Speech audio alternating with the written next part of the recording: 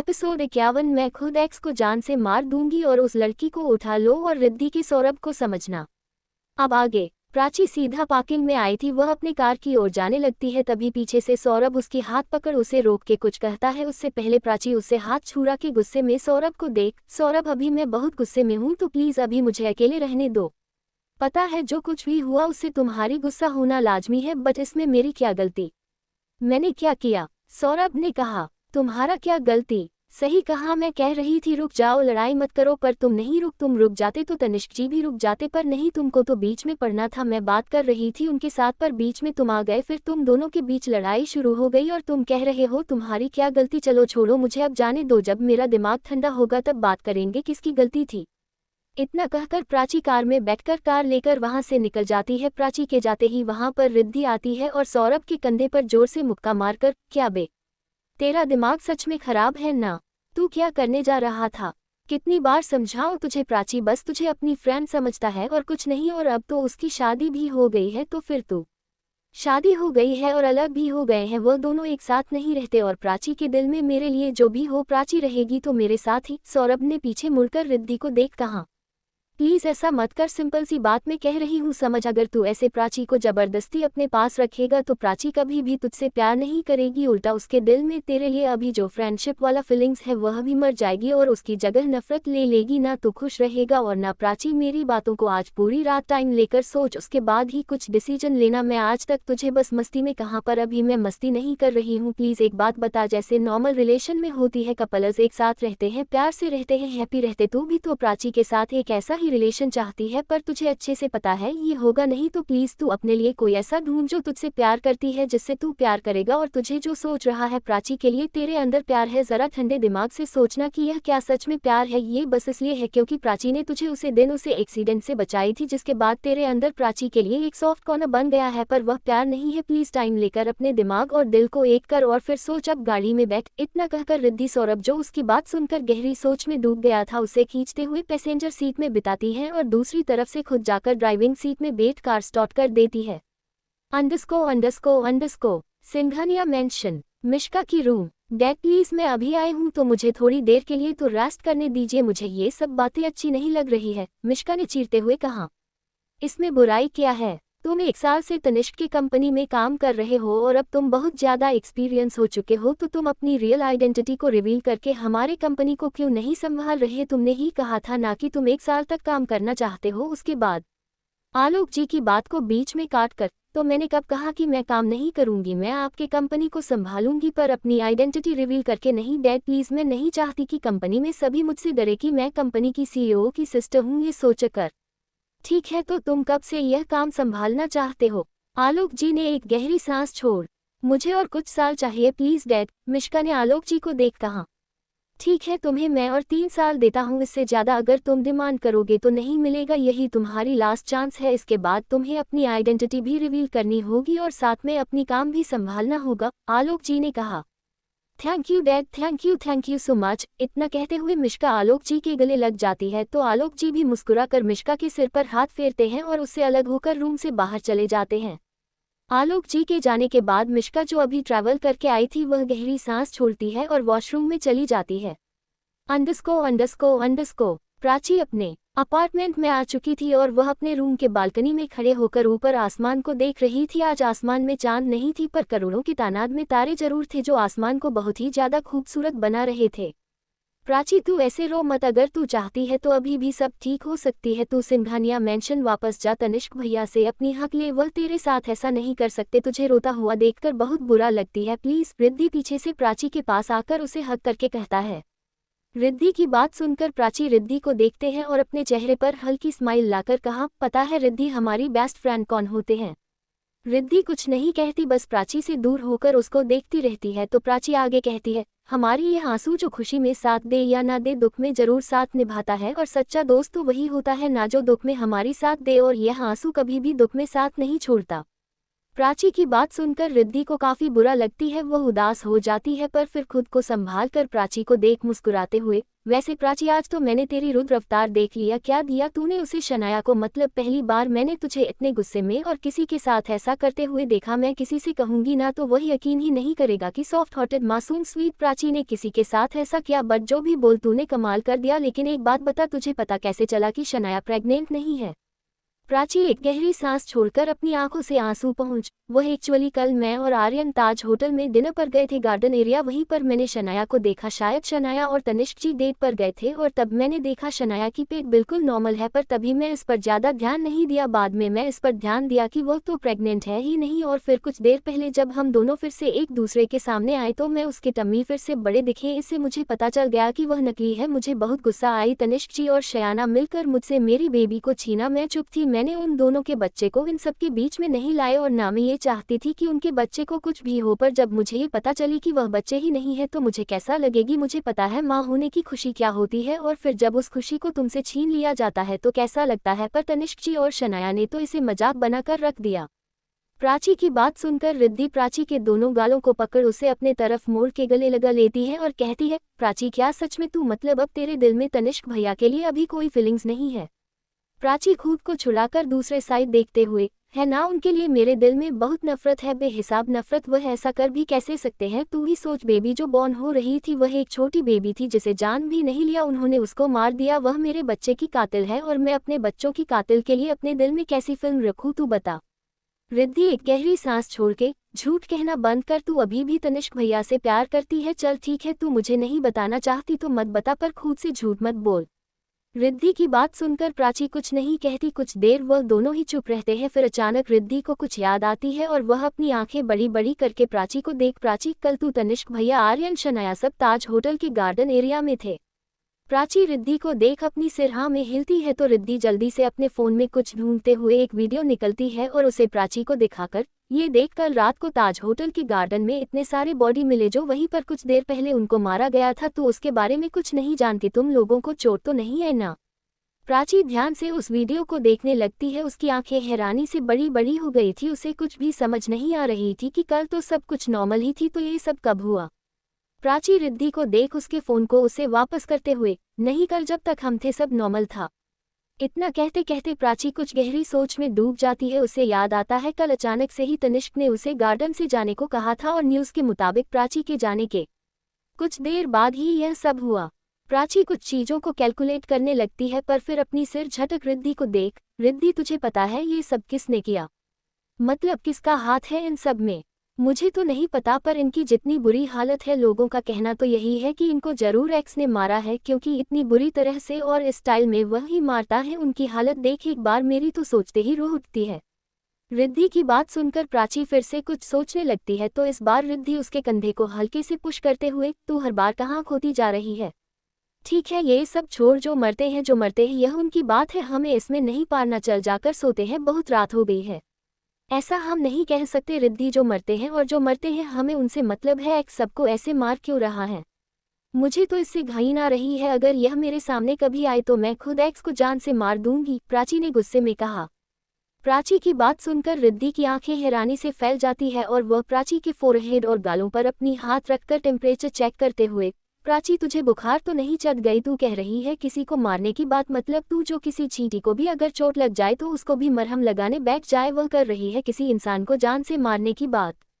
प्राची बोरियत से वहां से जाते हुए, ड्रामा बंद कर, और अगर 2 इंसान को मारने से करोड़ों इंसान की जान बच सकती है तो मैं ये करने के लिए तैयार हूँ। और वैसे भी यह मत बोल, ये तो नहीं है ना कि मिस्टर एक्स खुद मेरे पास आ जाएंगे और कहेंगे मुझे मार दो, या फिर मेरे पास यह मौका आएगी, तो ये सब बातें मत सोचो, चल मुझे नींद आ रही है। प्राची की बात सुनकर रिद्धि मुंह बनाती है और प्राची के पीछे पीछे चली जाती है। _ 1:30 बजे AM। शहर से दूर एक सुनसान इलाके में एक घर जो दिखने में किसी महल की तरह बड़ा था, पर उसकी हालत बहुत ही खराब थी। वह बिल्कुल खंडहर बन चुका था। उसके आसपास जंगली पेड़ पौधे उगे हुए थे। वह घर इतना डरावना था कि उसके अंदर जाते से पहले ही लोग अपने पेट में यूरिन छोड़ दे। उस खंडहर के सामने एक कार आकर रुकती है और उस कार से एक्स बाहर निकलता है। एक्स के चेहरे पर कोई भी एक्सप्रेशन नहीं था, उसने अपने आंखों में मास्क पहना था जिससे उसका चेहरा नहीं दिख रहा था। वह एक्सप्रेशनलेस चेहरे के साथ चुपचाप सीधा उसे खंडहर के पास जाकर एक बटन प्रेस करता है जिससे वह खंडहर का डोर ओपन हो जाता है और एक्स अंदर चला जाता है। एक्स के अंदर जाते ही वह खंडहर का डोर फिर से अपने आप बंद हो जाता है।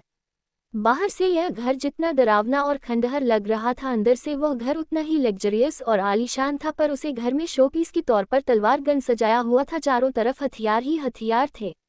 एक्स अंदर जाकर सामने बैठे दो आदमी को देखते हुए, अभी आप दोनों ने मुझे क्यों बुलाया? एक्स, तुम बहुत समझदार हो, तुम्हें ये बताने की जरूरत नहीं है हमने तुम्हें क्यों बुलाया। एक्स सोफे पर बैठकर अपने एक पैर के ऊपर दूसरे पर चढ़ाकर उन दोनों को देखते हुए, आप दोनों को मैक्स को कहना चाहिए था, ये करने को आप दोनों को पहले से पता था। मैं किसी और से प्यार करता हूँ और मैक्स के आगे पीछे कोई लड़की नहीं है, उल्टा वह लड़कियों से नफरत करती है, तो वही सही होता, वह शनाया को अच्छे से हैंडल कर पाता।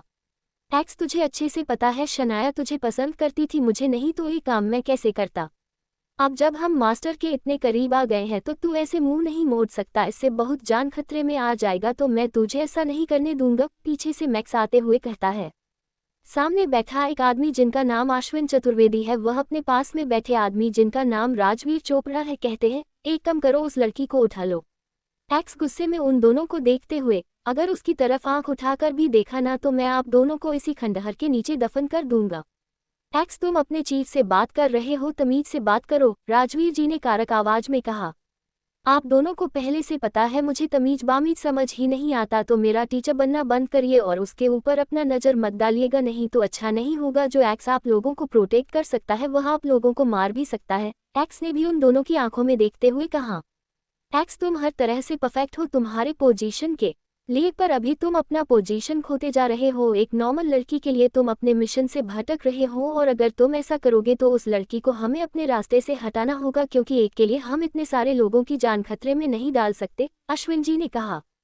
उसके लिए हमारे मिशन में कोई इफेक्ट नहीं पड़ेगा, बस आप लोग उससे दूर रहिएगा, मैं बार बार कह रहा हूँ, एक्स ने फिर से कहा। कैसे तुमने इन दिनों उसको ऐसे इग्नोर किया, उसके साथ जैसे बिहेव किया, उसे शक हो गई है कि तुम्हारे दिल में वह नहीं कोई और है, तो ऐसे हमारा काम कैसे होगा? राजवीर जी ने कहा। इन सब को लेकर आप दोनों को सोचने की कोई जरूरत नहीं है, मैंने सोच लिया है मुझे क्या करना है, सो प्लीज मुझे अपना काम करने दीजिए, एक्स ने कहा। वैसे यह मास्टर का बेटी इंडिया कब तक आ रही है?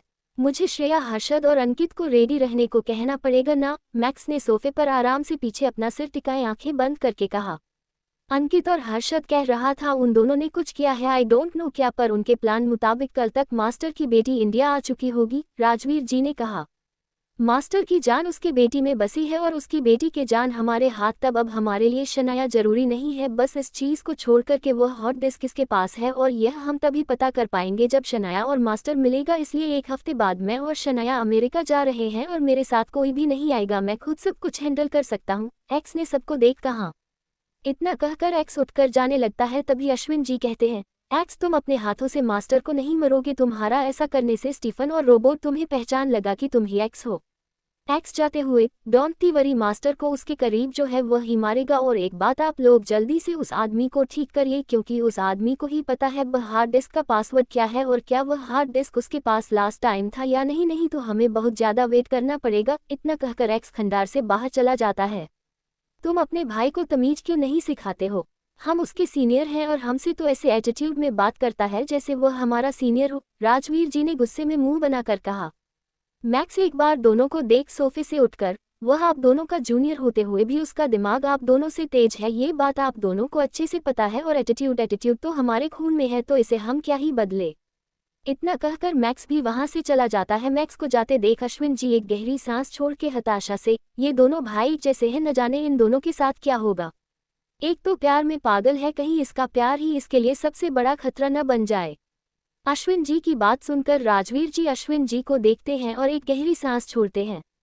अंडस्को प्राची और रिद्धि सो रही थी, तभी अचानक रिद्धि की फोन रिंग करने लगती है। रिद्धि अपने फोन को साइलेंट करके दूसरी तरफ करवट लेकर फिर से सो जाती है, पर कुछ देर बाद फिर से फोन बजने लगती है, जिससे परेशान होकर रिद्धि नंबर ना देखते ही कॉल रिसीव करती है और चिल्लाती है, जो भी हो, अगर आपको नींद नहीं आ रहा है तो कृपया करके नींद की गोली खाकर सो जाए, खामखा मेरी नींद खराब मत करिए प्लीज। इतना कहकर रिद्धि कॉल कट करके फिर से सो जाती है तो कुछ देर बाद फिर से रिंग बजने लगती है। इस बार प्राची, जिसकी नींद रिद्धि के चिल्लाने से खुल गई थी, वह कहती है, रिद्धि किसी इंपॉर्टेंट कॉल है शायद, तो चिल्लाना बंद कर और प्लीज बात कर ले और मुझे सोने दे। इतना कहकर प्राची सो जाती है। प्राची की बात सुनकर रिद्धि गहरी सांस छोड़कर उठ बैठी है और गुस्से में अपने फोन को देखकर कॉल रिसीव करती है तो उधर से सौरभ का आवाज आता है, मेरी माँ देख, तू गुस्सा मत कर, बस मुझे तुझसे कुछ सवाल करना है, तू बस उसका आंसर दे दे मुझे, बस इतना ही। सौरभ के बच्चे, तेंदुए नाली के कीचड़, टीचर के नाली, जो भी हो, तूने इतनी रात को मुझे कॉल किया, मैं तेरी गर्लफ्रेंड लगती हूँ क्या जो हमेशा फ्री रहूंगी? अपने फोन को देखते हुए हैरानी से, वॉट, मैं पागल हो जाऊंगी, पागल आदमी, अभी रात के 2:30 बजे बज रहे हैं और अभी तूने मुझे कॉल किया, तेरी जान ना ले लेना, मैंने तो, मेरा नाम भी रिद्धि सिंह नहीं, उसने और जोर से चिल्लाया। रिद्धि, चिल्लाना बंद कर, अगर तुझे चिल्लाना है तो जा बाहर जाकर बात कर, मुझे सोने दे प्लीज यार, कल सुबह मुझे हॉस्पिटल जाना है, तू तो कोई काम धंधा करती नहीं है, पूरे दिन पड़ी रहेगी, सोती रहेगी, पर मुझे तो सोने दे माँ, प्राची अपने कान में पिलो रखते हुए कहती है। प्राची की बात सुनकर रिद्धि एक गहरी सांस छोड़ती है और रूम से बाहर आकर, अब बोल क्या पूछना है तुझे? अगर फालतू के सवाल हुए तो मैं अभी तेरे घर जाकर तुझे पीट कर आऊंगी, कह देती हूँ। फालतू के सवाल नहीं है, तू मुझे ये बता। प्राची ने गार्डन में तब खुद कहा कि 15 साल से वह तनिष्क सिंघानिया से प्यार करती थी, पर अब वह प्यार नहीं करती, अब वह उससे नफरत करती है, तो उसकी जगह मैं क्यों नहीं ले सकता? ये घटिया सवाल करने के लिए तूने मेरी नींद खराब किया, तेरे जैसा दोस्त भगवान किसी को न दे, रिद्धि ने गुस्से में कहा। रिद्धि, तू मेरे सवालों का जवाब दे, नहीं तो तेरे साथ बुरा होगा, सौरभ ने उधर से चिल्लाकर कहा। देख, अगर कोई किसी को 15 साल से चाहता हो तो क्या कुछ दिनों में या फिर कुछ महीनों में उसके सारे फीलिंग्स खत्म हो जाते हैं? मतलब 15 साल ये कोई छोटा मोटा टाइम नहीं होता, जैसे 3 साल 2 साल से रिलेशन में रहे, यह नहीं, 15 साल से प्राची तनिष्क भैया को प्यार करती है और वह भी अंधों की तरह, तो अचानक से उसके दिल से सारी फीलिंग्स गायब हो जाएंगी? तुझे ये लगा तू सच में पागल है? अभी प्राची तनिष्क भैया के ऊपर बहुत गुस्सा है, इसी वजह से वह ऐसा कर रही है, नहीं तो अभी भी प्राची के दिल में तनिष्क भैया के लिए से वैसे ही फीलिंग्स है जो पहले थी, और अभी अगर तू उसे प्रपोज करेगा या फिर जबरदस्ती अपने पास रखेगा तो तुझे कोई फायदा नहीं होगा, बस तेरा रिलेशन खराब होगा प्राची के साथ, प्राची तुझसे नफरत करने लगेगी। सच्ची में अगर तू ये सब चाहता है कि तेरे और प्राची की दोस्ती खराब हो, प्राची तुझसे नफरत करे, तो तू जो चाहे वह कर सकता है, मैं तुझे कुछ नहीं कहूंगी। रिद्धि ने एक ही सांस में सब कुछ कह डाली। यार, क्या सच में मेरी कोई चांस नहीं है?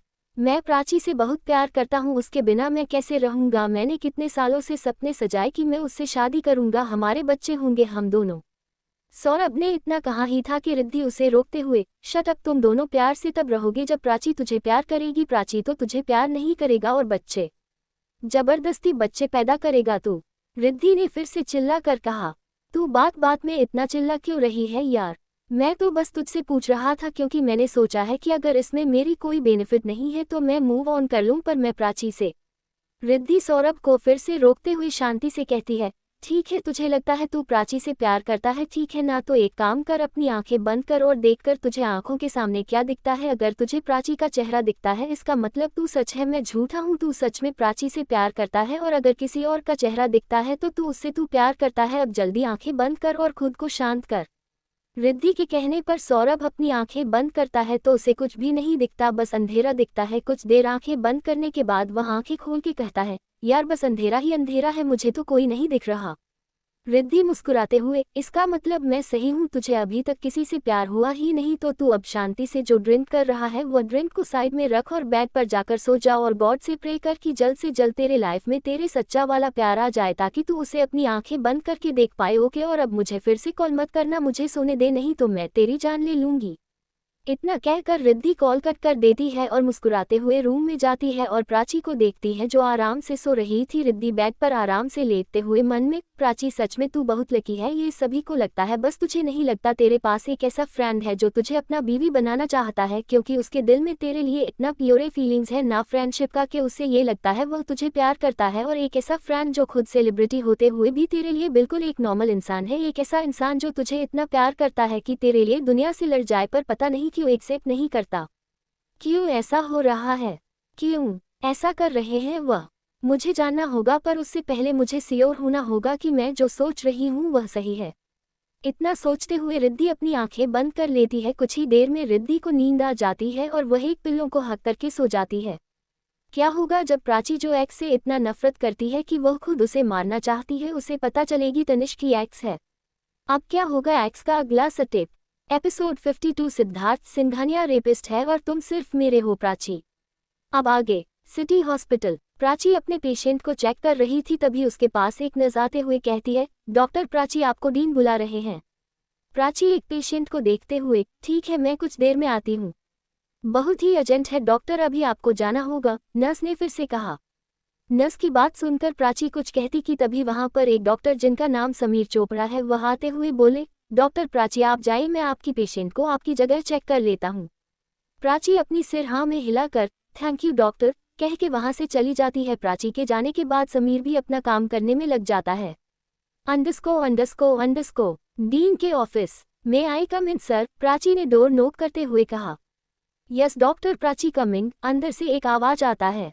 प्राची अंदर जाती है तो अंदर करीब 50 से 55 का एक आदमी बैठा हुआ था। वह प्राची को बैठने का इशारा करता है तो प्राची बैठ जाती है। डॉक्टर प्राची सब कुछ कैसी चल रही है? डीन ने पूछा। सर सब कुछ ठीक ठाक चल रही है, आप बताएं आपने क्यों मुझे बुलाया इतनी अर्जेंटली? प्राची ने पूछा। एक्चुअली हमारे हॉस्पिटल की जो ट्रस्टी है उनको एक डॉक्टर की ज़रूरत है, उनको चोट आई है और वह बहुत ही गहरा है जिसके लिए उनको एक डॉक्टर चाहिए और अभी सौरभ नहीं आया है और उनको आज ही ज़रूरत है, तो तुम उनकी ट्रीटमेंट करोगे और यह सिर्फ आज नहीं, जब तक वह ठीक नहीं हो जाते तब तक। डीन ने प्राची को देख कहा। प्राची भी अपनी सिर हाँ में हिला देती है तो डीन फिर से कहते हैं, अभी कुछ ही देर में उनके लोग तुम्हें लेने आएंगे, तुम उनके साथ चले जाना।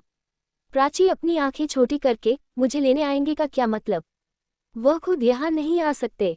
प्राची तुम मेरी बेटी की तरह हो तो मैं तुम्हें कुछ बातें समझाऊं, तुम समझ कर जाना। तुम्हें मैंने कहा कि तुम्हें जिसका ट्रीटमेंट करना है वह इस हॉस्पिटल का ट्रस्टी है। इस हॉस्पिटल में जो भी होता है वह सब उसी के बादल होते हैं, सो प्लीज़ तुम उसके साथ कोई भी ऐसा कांड मत कर देना जिससे इस हॉस्पिटल को भुगतना पड़े। मुझे पता है तुम बहुत समझदार हो, पर यह भी पता है तुम कहीं पर भी कोई गलत हो तो तुम वह नहीं देख सकते, लेकिन अब तुम्हें देखना होगा। अगर वह कुछ गलत भी करता है कहता है तो तुम्हें वह चुपचाप सुन लेना होगा। प्लीज़ झगड़ा मत करना, नहीं तो इस हॉस्पिटल को बहुत नुकसान होगा। डीन ने प्राची को देखते हुए कहा।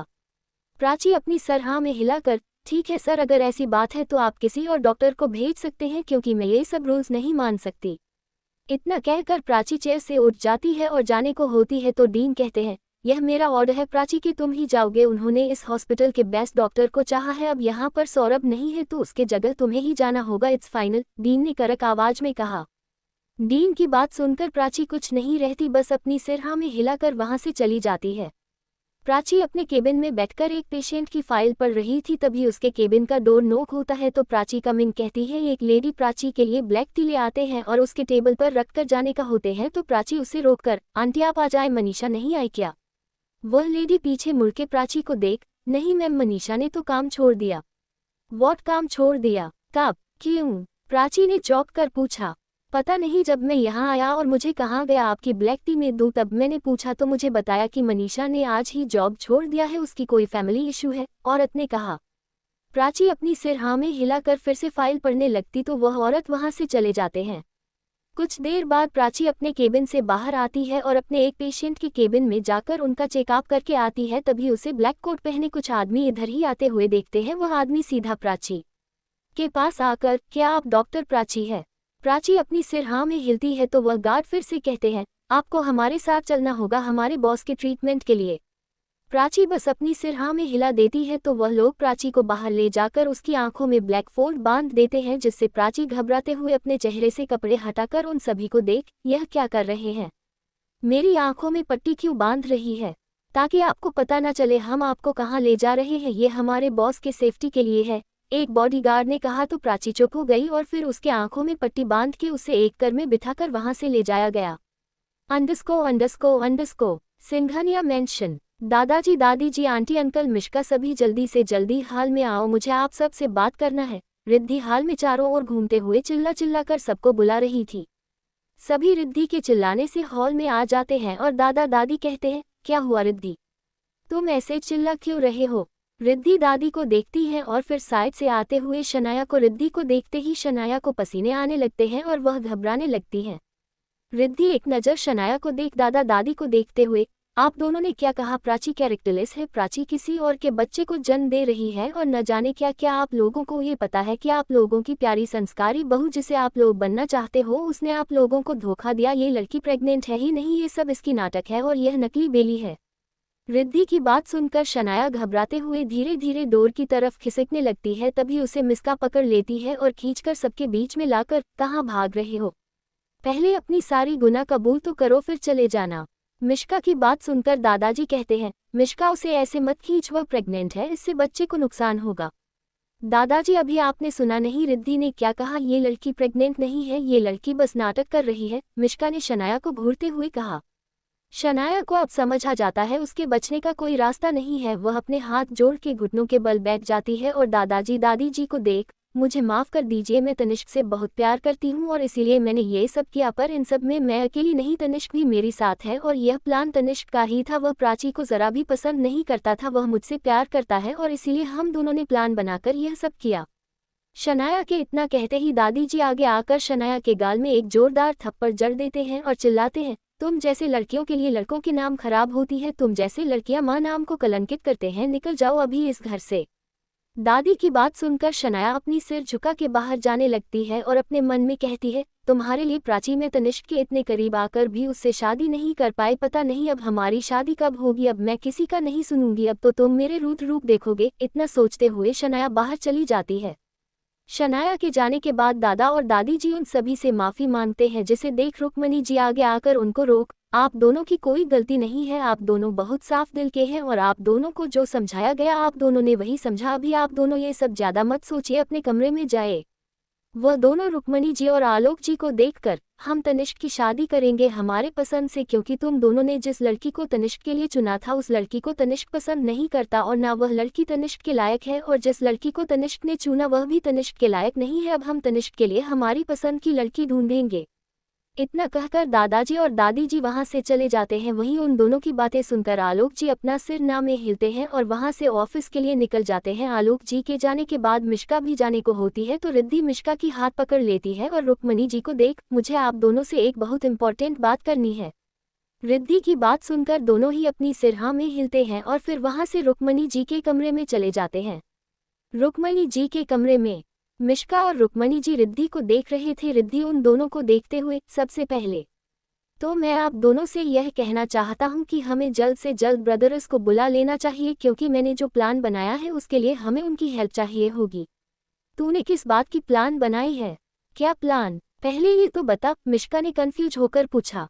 मेरे प्लान के बारे में जानने से पहले आप लोग ये जान लीजिए कि मुझे क्या पता चली। मुझे ये पता चला कि तनिष्क भैया जो सबके सामने ये दिखाते हैं कि वह प्राची से बेइंतहा नफरत करते हैं, ये रियलिटी नहीं है। रियलिटी में यह है कि वह प्राची से बहुत ज़्यादा प्यार करते हैं। रिद्धि ने दोनों को देख कहा, तुम्हें ऐसा क्यों लग रही है कि तनिष्क प्राची से प्यार करता है? रुक्मणी जी ने पूछा। सिंपल सी बात है, कल जब सौरभ ने प्राची को प्रपोज करना चाहा तो मैंने तनिष्क भैया के चेहरे पर जलन साफ साफ देखी और उन्होंने तो सौरभ से लड़ाई भी कर ली, तो इसका क्या मतलब है? रिद्धि ने पूछा। तुझे पता है ना, तनिष्क भैया की बचपन की आदत है, कोई चीज़ अगर वह छुए या न छुए पर अगर वह उनके नाम से लिया गया है तो वह चीज़ उनका ही हो जाता है, चाहे वह चीज़ उनको पसंद हो या ना हो। किसी और के छूना उनको पसंद नहीं है और जो भी हो, प्राची से उनकी शादी हो तो गई है तो सकता है, इसीलिए तनिष्क भैया ने ऐसे रिएक्ट किया। क्योंकि अगर तनिष्क भैया प्राची से प्यार करते तो वह शनाया के साथ रिलेशन में क्यों रहते और प्राची के साथ इतना सब क्यों करते हैं? पहले भी मैंने गलत सोची थी पर अब नहीं सोचना चाहती, मिश्का ने कहा। मिश्का की बात सुनकर रुक्मणी जी भी अपनी सिर हाँ में हिलाते हुए, मिश्का सही कह रही है, तनिष्क प्राची से प्यार नहीं करता, वह बस प्राची को अपना एक चीज समझ रहा है जो उसके नाम है। अगर एक बार उन दोनों की डाइवोर्स हो जाए तो फिर तनिष्क प्राची को मुड़कर भी नहीं देखेगा और अब मुझे लगती है यही सही है। कुछ महीने बाद 1 साल हो जाएगी और फिर उन दोनों को डाइवोर्स ले लेना ही सही है। इस शादी में ना प्राची खुश रहेगी ना तनिष्क, तो जबरदस्ती दोनों को एक साथ जोड़कर क्या फायदा? रुक्मणी जी की बात सुनकर रिद्धि, जिसने न जाने क्या क्या सोच कर रखी थी, उसकी सारी सोच पर पानी गिर जाती है और वह उदास हो जाती है। अंडरस्को DRA इंडस्ट्री। टीना इस वक्त हद से ज्यादा गुस्से में थी। वह गुस्से में ऑफिस में आती है और सीधा लिफ्ट में चढ़ जाती है। कुछ ही देर में वह सिद्धार्थ के केबिन के बाहर खड़ी थी। टीना गुस्से में तमतमाए डोर को जोर से पुश करके अंदर चली जाती है। अंदर सिद्धार्थ जो लैपटॉप में अपना काम कर रहा था, इतनी जोर से डोर की आवाज़ सुनकर वह अपनी आंखें छोटी करके सामने देखता है तो उसके सामने टीना गुस्से में तमतमाए खड़ी थी। टीना को ऐसे गुस्से में देख सिद्धार्थ को कुछ समझ नहीं आता। वह अपनी आंखें और छोटी करके टीना को घूरते हुए, तुम इतने गुस्से में क्यों हो? क्या तुम खुश नहीं हो डॉक्टर बनने के बाद? तुम्हें खुशी नहीं हुई? टीना गुस्से में सिद्धार्थ के पास आकर सिद्धार्थ के मुंह पर अपने हाथ में लाए हुए पेपर्स फेंकती है और चिल्लाती है, आपको मैंने कहा था मेरे ऊपर दया करने के लिए। मुझे ये सब नकली सर्टिफिकेट नहीं चाहिए, मैं असली सर्टिफिकेट लेकर डॉक्टर बनना चाहती हूँ। मैंने पहले भी आपको कहा है अपने पैसे की घमंड मुझे ना दिखाएं और अपने पावर को। टीना के और कुछ कहने से पहले सिद्धार्थ टीना का हाथ पकड़ उसे अपने ऊपर खींच लेता है, जिससे टीना सिद्धार्थ की गोद में बैठ जाता है और हैरानी से सिद्धार्थ को देखने लगती है। मिस टीना गुप्ता, कल रात ही शायद आपने मुझे कहा था कि आप मुझसे ऊंची आवाज में बात नहीं करेंगे, मेरी आंखों में आंखें डालकर बात नहीं करेंगे। क्या आप सब कुछ भूल गए? मुझे लगता है आपको डॉक्टर बनाने की जगह आपको डॉक्टर दिखाना चाहिए। सिद्धार्थ ने टीना की कमर पर अपने हाथों को लपेट कहा। छोड़िए मुझे जाने दीजिए, क्या हो क्या गया है आपको? आप कुछ दिनों से ऐसे छिछोरे की तरफ बिहेव क्यों कर रहे हैं? आप किसी छिछोरे लफंगे से कम नहीं लग रहे हैं जो मौका मिलते ही लड़की को छेड़ने बैठ जाते हैं। छोड़िए और अपना यह नकली सर्टिफिकेट ना जहां से लाए हैं वहां पर ही वापस कर दीजिए, क्योंकि मुझे नकली डॉक्टर बनने की कोई शौक नहीं है। टीना सिद्धार्थ से खुद को छुड़ाने की कोशिश करते हुए बोली। सिद्धार्थ अपनी एक आईब्रो ऊपर करके टीना के कमर को अपने एक हाथ से मजबूती से पकड़ दूसरे हाथ को टीना के गार्डन के पीछे ले जाकर उसके चेहरे को अपने चेहरे के करीब कर, मैं छिछोरा हूँ लफंगा, और क्या कहा मैं तुम्हें छेड़ रहा हूँ? सिद्धार्थ के इतने पास होने से टीना की सांसें तेज हो जाती है, उसकी धड़कनें आउट ऑफ कंट्रोल हो जाती है। वह गहरी गहरी सांस लेते हुए सिद्धार्थ को खुद से दूर करने की कोशिश करने लगती है। टीना को ऐसा करते देख सिद्धार्थ के चेहरे पर स्माइल आ जाता है और वह टीना के चेहरे को अपने और करीब कर, तुम्हें पता है छेते कैसे हैं? छिछोरा किसे कहते हैं? मैं तुम्हें आज बताता हूँ। इतना कहकर सिद्धार्थ टीना की कमर पर पिंच करता है, जिससे टीना के मुंह से आउच निकल जाती है और टीना के कुछ समझने से पहले सिद्धार्थ चटीन के होठों पर पेशनेट होकर उसे किस करने लगता है। सिद्धार्थ के ऐसा करने से टीना चौंक जाती है, पर कुछ ही देर में वह होश में आती है और सिद्धार्थ को खुद से दूर करने की कोशिश करती है, पर सिद्धार्थ उससे दूर नहीं होता। वह टीना को और मजबूती से पकड़ लेता है। 10 मिनट बाद सिद्धार्थ टीना को छोड़ता है और टीना के गर्दन पर अपना चेहरा छुपाए मन में कहता है, मुझे लड़कियों से नफरत है, पर पता नहीं क्यों मैं तुमसे नफरत नहीं कर पाता, उल्टा तुम्हें देखते ही मैं तुम्हारी तरफ अट्रैक्ट होने लगता हूँ। क्यों? सिद्धार्थ इतना सोचते सोचते टीना के नेक को लीक करने लगता है, जिससे टीना घबराते हुए सिद्धार्थ से छूटकर उससे दूर खड़ी हो जाती है और गुस्से में, आपने मुझे समझ कर रखा है, मैं थोड़ी गुस्से में का क्या दिया? आप तो सच में मुझे प्रोस्टिट्यूट समझने लगे, या फिर अब आपका मुझे प्रोस्टिट्यूट बनाने का मन है? अभी आप मुझे प्रोस्टिट्यूट बनाना चाहते हैं?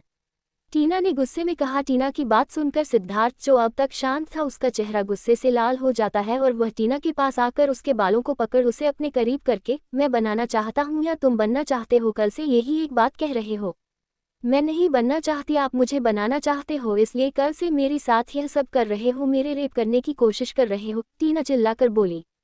सिद्धार्थ का दिमाग टीना की बात सुनकर खराब हो जाता है। उसके कान में एक आवाज पड़ता है, इसने मेरी इज्जत लूट लिया, इसने मेरी रेप किया, ये रेपिस्ट है, सिद्धार्थ सिंघानिया रेपिस्ट है। सिद्धार्थ अपने सोच से बाहर आकर गुस्से में लाल आंखों से टीना को देख उसके कमर पकड़ उसे अपने करीब खींचता है और गुस्से में टीना की आंखों में देखते हुए, मैंने तुम्हारी रेप करने की कोशिश किया है, ठीक है, अब तुम्हें पता चलेगा रेप करना किसे कहते हैं। सिद्धार्थ की बात सुनकर टीना डर जाती है और सिद्धार्थ को खुद से दूर करने लगती है, पर सिद्धार्थ, जो इस वक्त गुस्से से पागल हो रहा था, वह टीना को खुद के और करीब करता है और टीना के होठों पर किस करते हुए उसकी कुर्ती को फाड़ देता है। सिद्धार्थ के ऐसा करने से टीना अपने हाथों से खुद को छुपाते हुए रोने लगती है और सिद्धार्थ के सामने गिड़गिड़ाकर खुद को छोड़ने को कहती है। टीना को ऐसा करते देखा अचानक सिद्धार्थ का गुस्सा शांत हो जाता है और वह टीना से अपनी नज़र फेरकर अपने केबिन से अटैच अपने प्राइवेट रूम में चला जाता है। सिद्धार्थ के जाने के कुछ देर बाद टीना उठ बैठती है और साइड से अपने फ़ोन लेकर किसी को कॉल करके, मिश्का दी, मुझे आपसे मिलना है। टीना के इतना कहते ही उधर से मिश्का कहती है, हाँ तो तुम सिंघानिया मेंशन आ जाओ या फिर बाहर कहीं मिलना है? कहाँ मिलना है बताओ? शाम को कॉफ़ी कैफ़े आ जाना, मुझे आपसे सिद्धार्थ सिंघानिया के बारे में जानना है। इतना कहकर उधर की बात सुने बिना टीना कॉल कट कर देती है। कुछ देर बाद सिद्धार्थ केबिन में आता है और टीना को अभी भी ऐसे बैठे देख गुस्से में कहता है, अभी भी ऐसे स्टैचू बनकर बैठे क्या हो? निकलो यहाँ से। टीना अपनी नम आंखों से सिद्धार्थ को देख, हाँ निकल जाओ यहाँ से ताकि सभी मुझे ऐसे देख पाए हैं ना, ठीक है मैं चली जाती हूँ।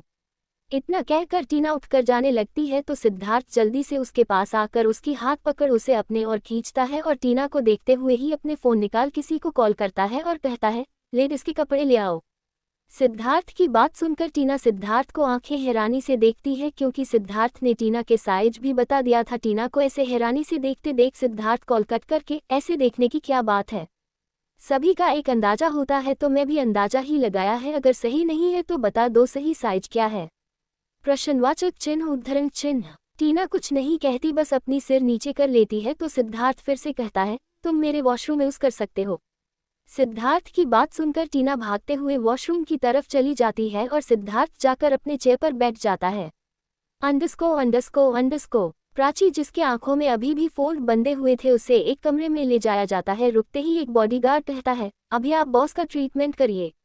प्राची अपनी सिर हाँ में हिलती है और अपनी आंखों से फोल्ड को हटाने ही वाली थी, तभी उसके हाथों को एक बॉडीगार्ड पकड़ पीछे मोड़ देते हैं, जिससे प्राची की चीख निकल जाती है। तुम अपनी आंखों से फोल्ड हटा नहीं सकते, ऐसे ही ट्रीटमेंट करो, एक बॉडीगार्ड कहता है। आप लोग साइको है क्या? मैं बिना देखे ट्रीटमेंट कैसे करूंगी? प्राची ने थोड़ा गुस्से में कहा। प्राची की बात सुनकर एक बॉडीगार्ड प्राची के गर्दन को पीछे से पकड़ उसे नील डाउन पोजीशन में बिठा देता है, जिससे प्राची के गर्दन पर दर्द होने लगती है। वहीं सामने बैठा शख्स, जिसकी आंखें सर्द होता जा रहा था, वह उन सभी बॉडीगार्ड को एक नज़र घूरता है, जिससे उन सभी को पसीने आने लगते हैं और वह सभी प्राची से दूर खड़ा हो जाता है। आपको ऐसे ही बस का ट्रीटमेंट करना होगा, जल्दी से ट्रीटमेंट करिए। इतना कहकर सभी बॉडीगार्ड्स वहां से चले जाते हैं। प्राची, जो कुछ भी नहीं देख पा रही थी, वह अपने हाथ को आगे करते हुए कहती है, मिस्टर आप कहाँ हैं? प्लीज़ ऐसे बिना देखे ट्रीटमेंट नहीं कर सकता, आप मेरी आंखों से पट्टी हटाए, नहीं तो आपका ट्रीटमेंट मैं नहीं कर पाऊंगी। तुम्हारी अंदाज इतना गलत होती है क्या कि तुम अंदाजे पर मेरा ट्रीटमेंट भी नहीं सकते, उसे आदमी ने कहा।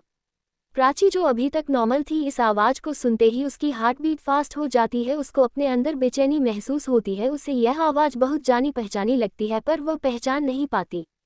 ठीक है, आप मुझे बता दीजिए आपकी चोट कहाँ है? प्राची ने अपने कान को खड़ा करके उस आदमी की आवाज़ सुनने के लिए फिर से पूछा। वह आदमी आगे बढ़ के प्राची का हाथ पकड़ लेता है, जिससे प्राची घबरा जाती है और अपने हाथ को पीछे लेने की कोशिश करती है, पर वह आदमी जबरदस्ती प्राची के हाथ को अपने कंधे पर रखता है और दूसरे हाथ को भी पकड़ अपने चेस्ट पर रखता है, जहां टच होते ही प्राची को वहां पर कुछ चिपचिपा सा महसूस होती है और उसे समझ आ जाती है कहां पर चोट है।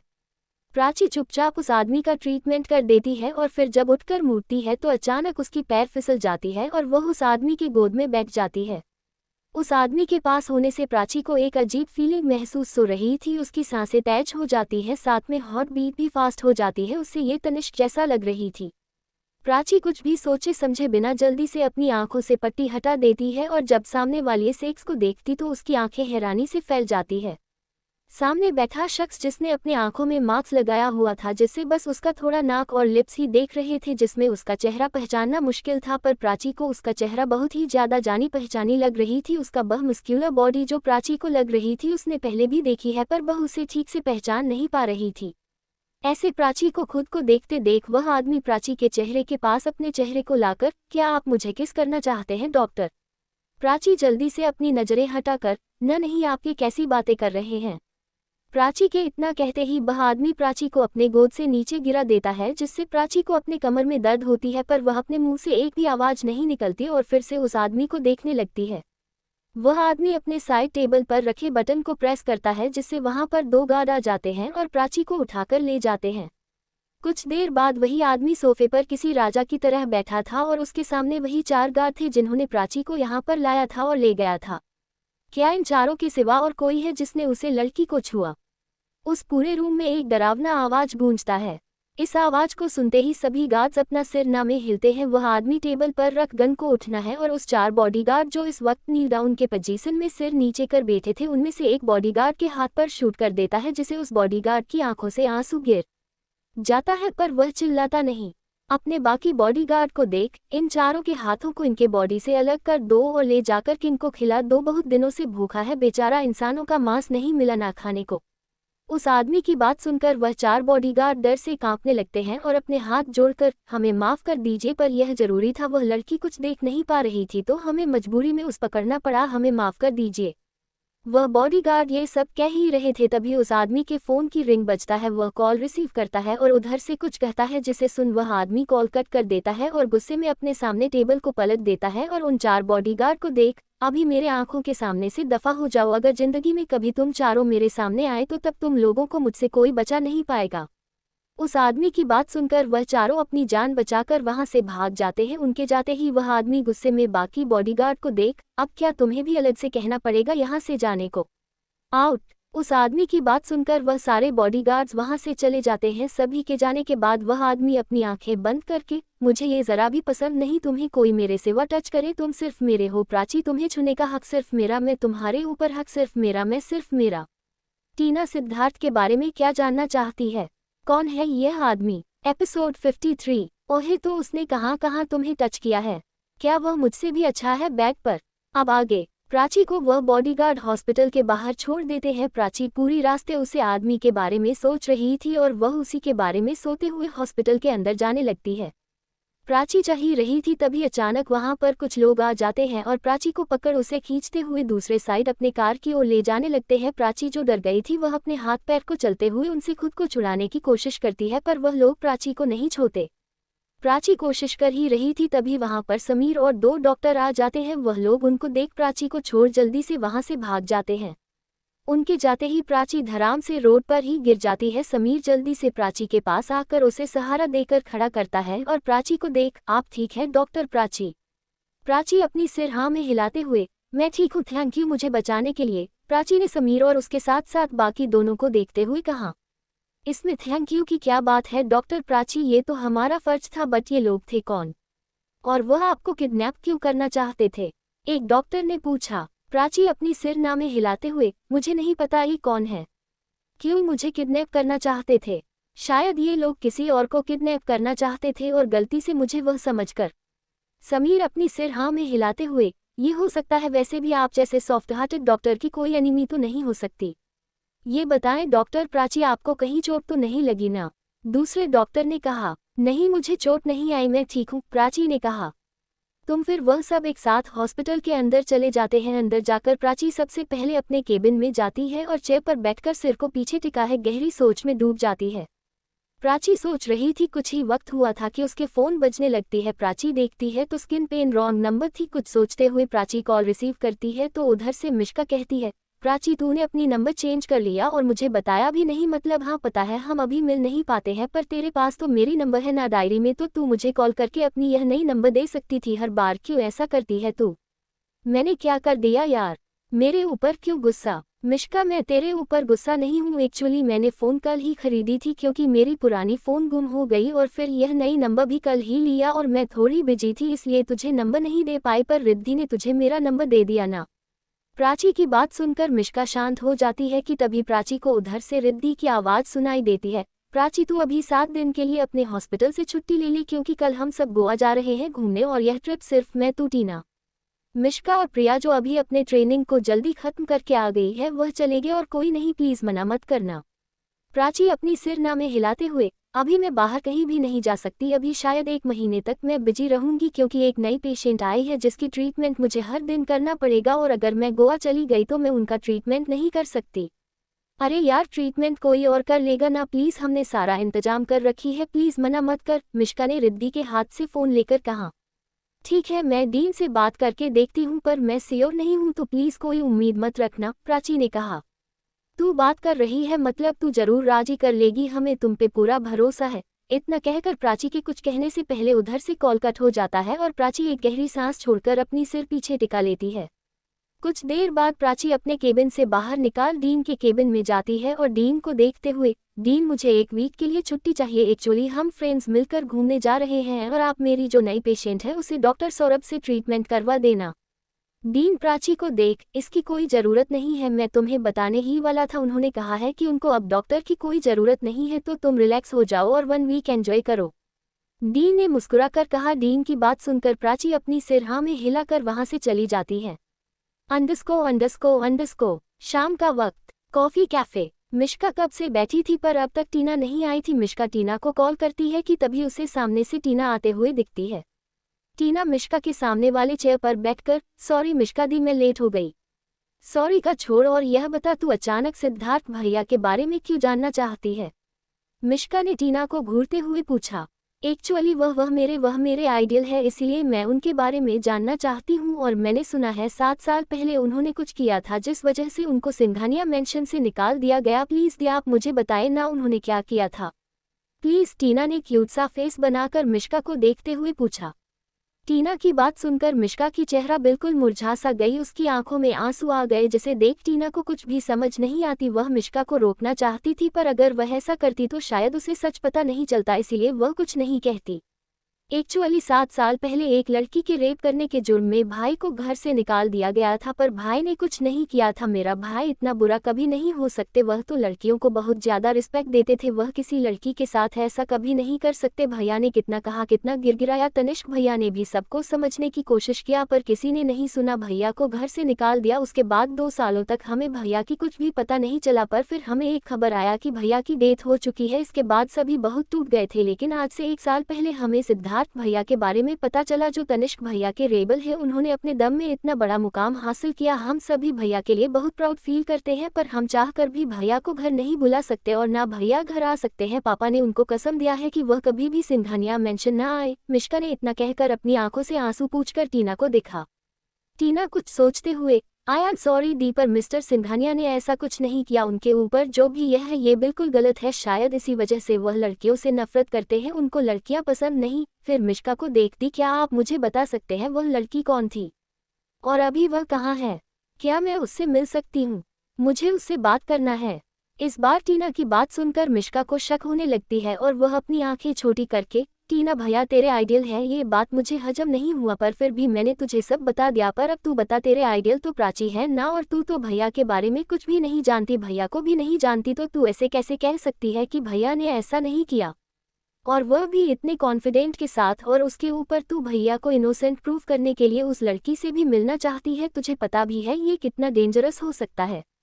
मिश्का की बात सुनकर प्राची अपनी नज़र इधर उधर घूमने लगती है, फिर कुछ सोचते हुए, अरे दी मैं उनसे नहीं मिला तो क्या हुआ, मैं उनकी फ़ैन हूँ ना, तो उनके बारे में मुझे सब पता है, उनकी हर एक पसंद नापसंद सब, और मैं उनकी फ़ैन होने के नाते ये जानती हूँ कि वह ऐसा नहीं कर सकते, क्योंकि अगर वह ऐसा करते तो वह लड़कियों से नफरत नहीं करते, और एक फ़ैन होने के नाते यह मेरा फ़र्ज है कि मैं अपने आइडियल को इनोसेंट प्रूफ करूँ, बस इसलिए।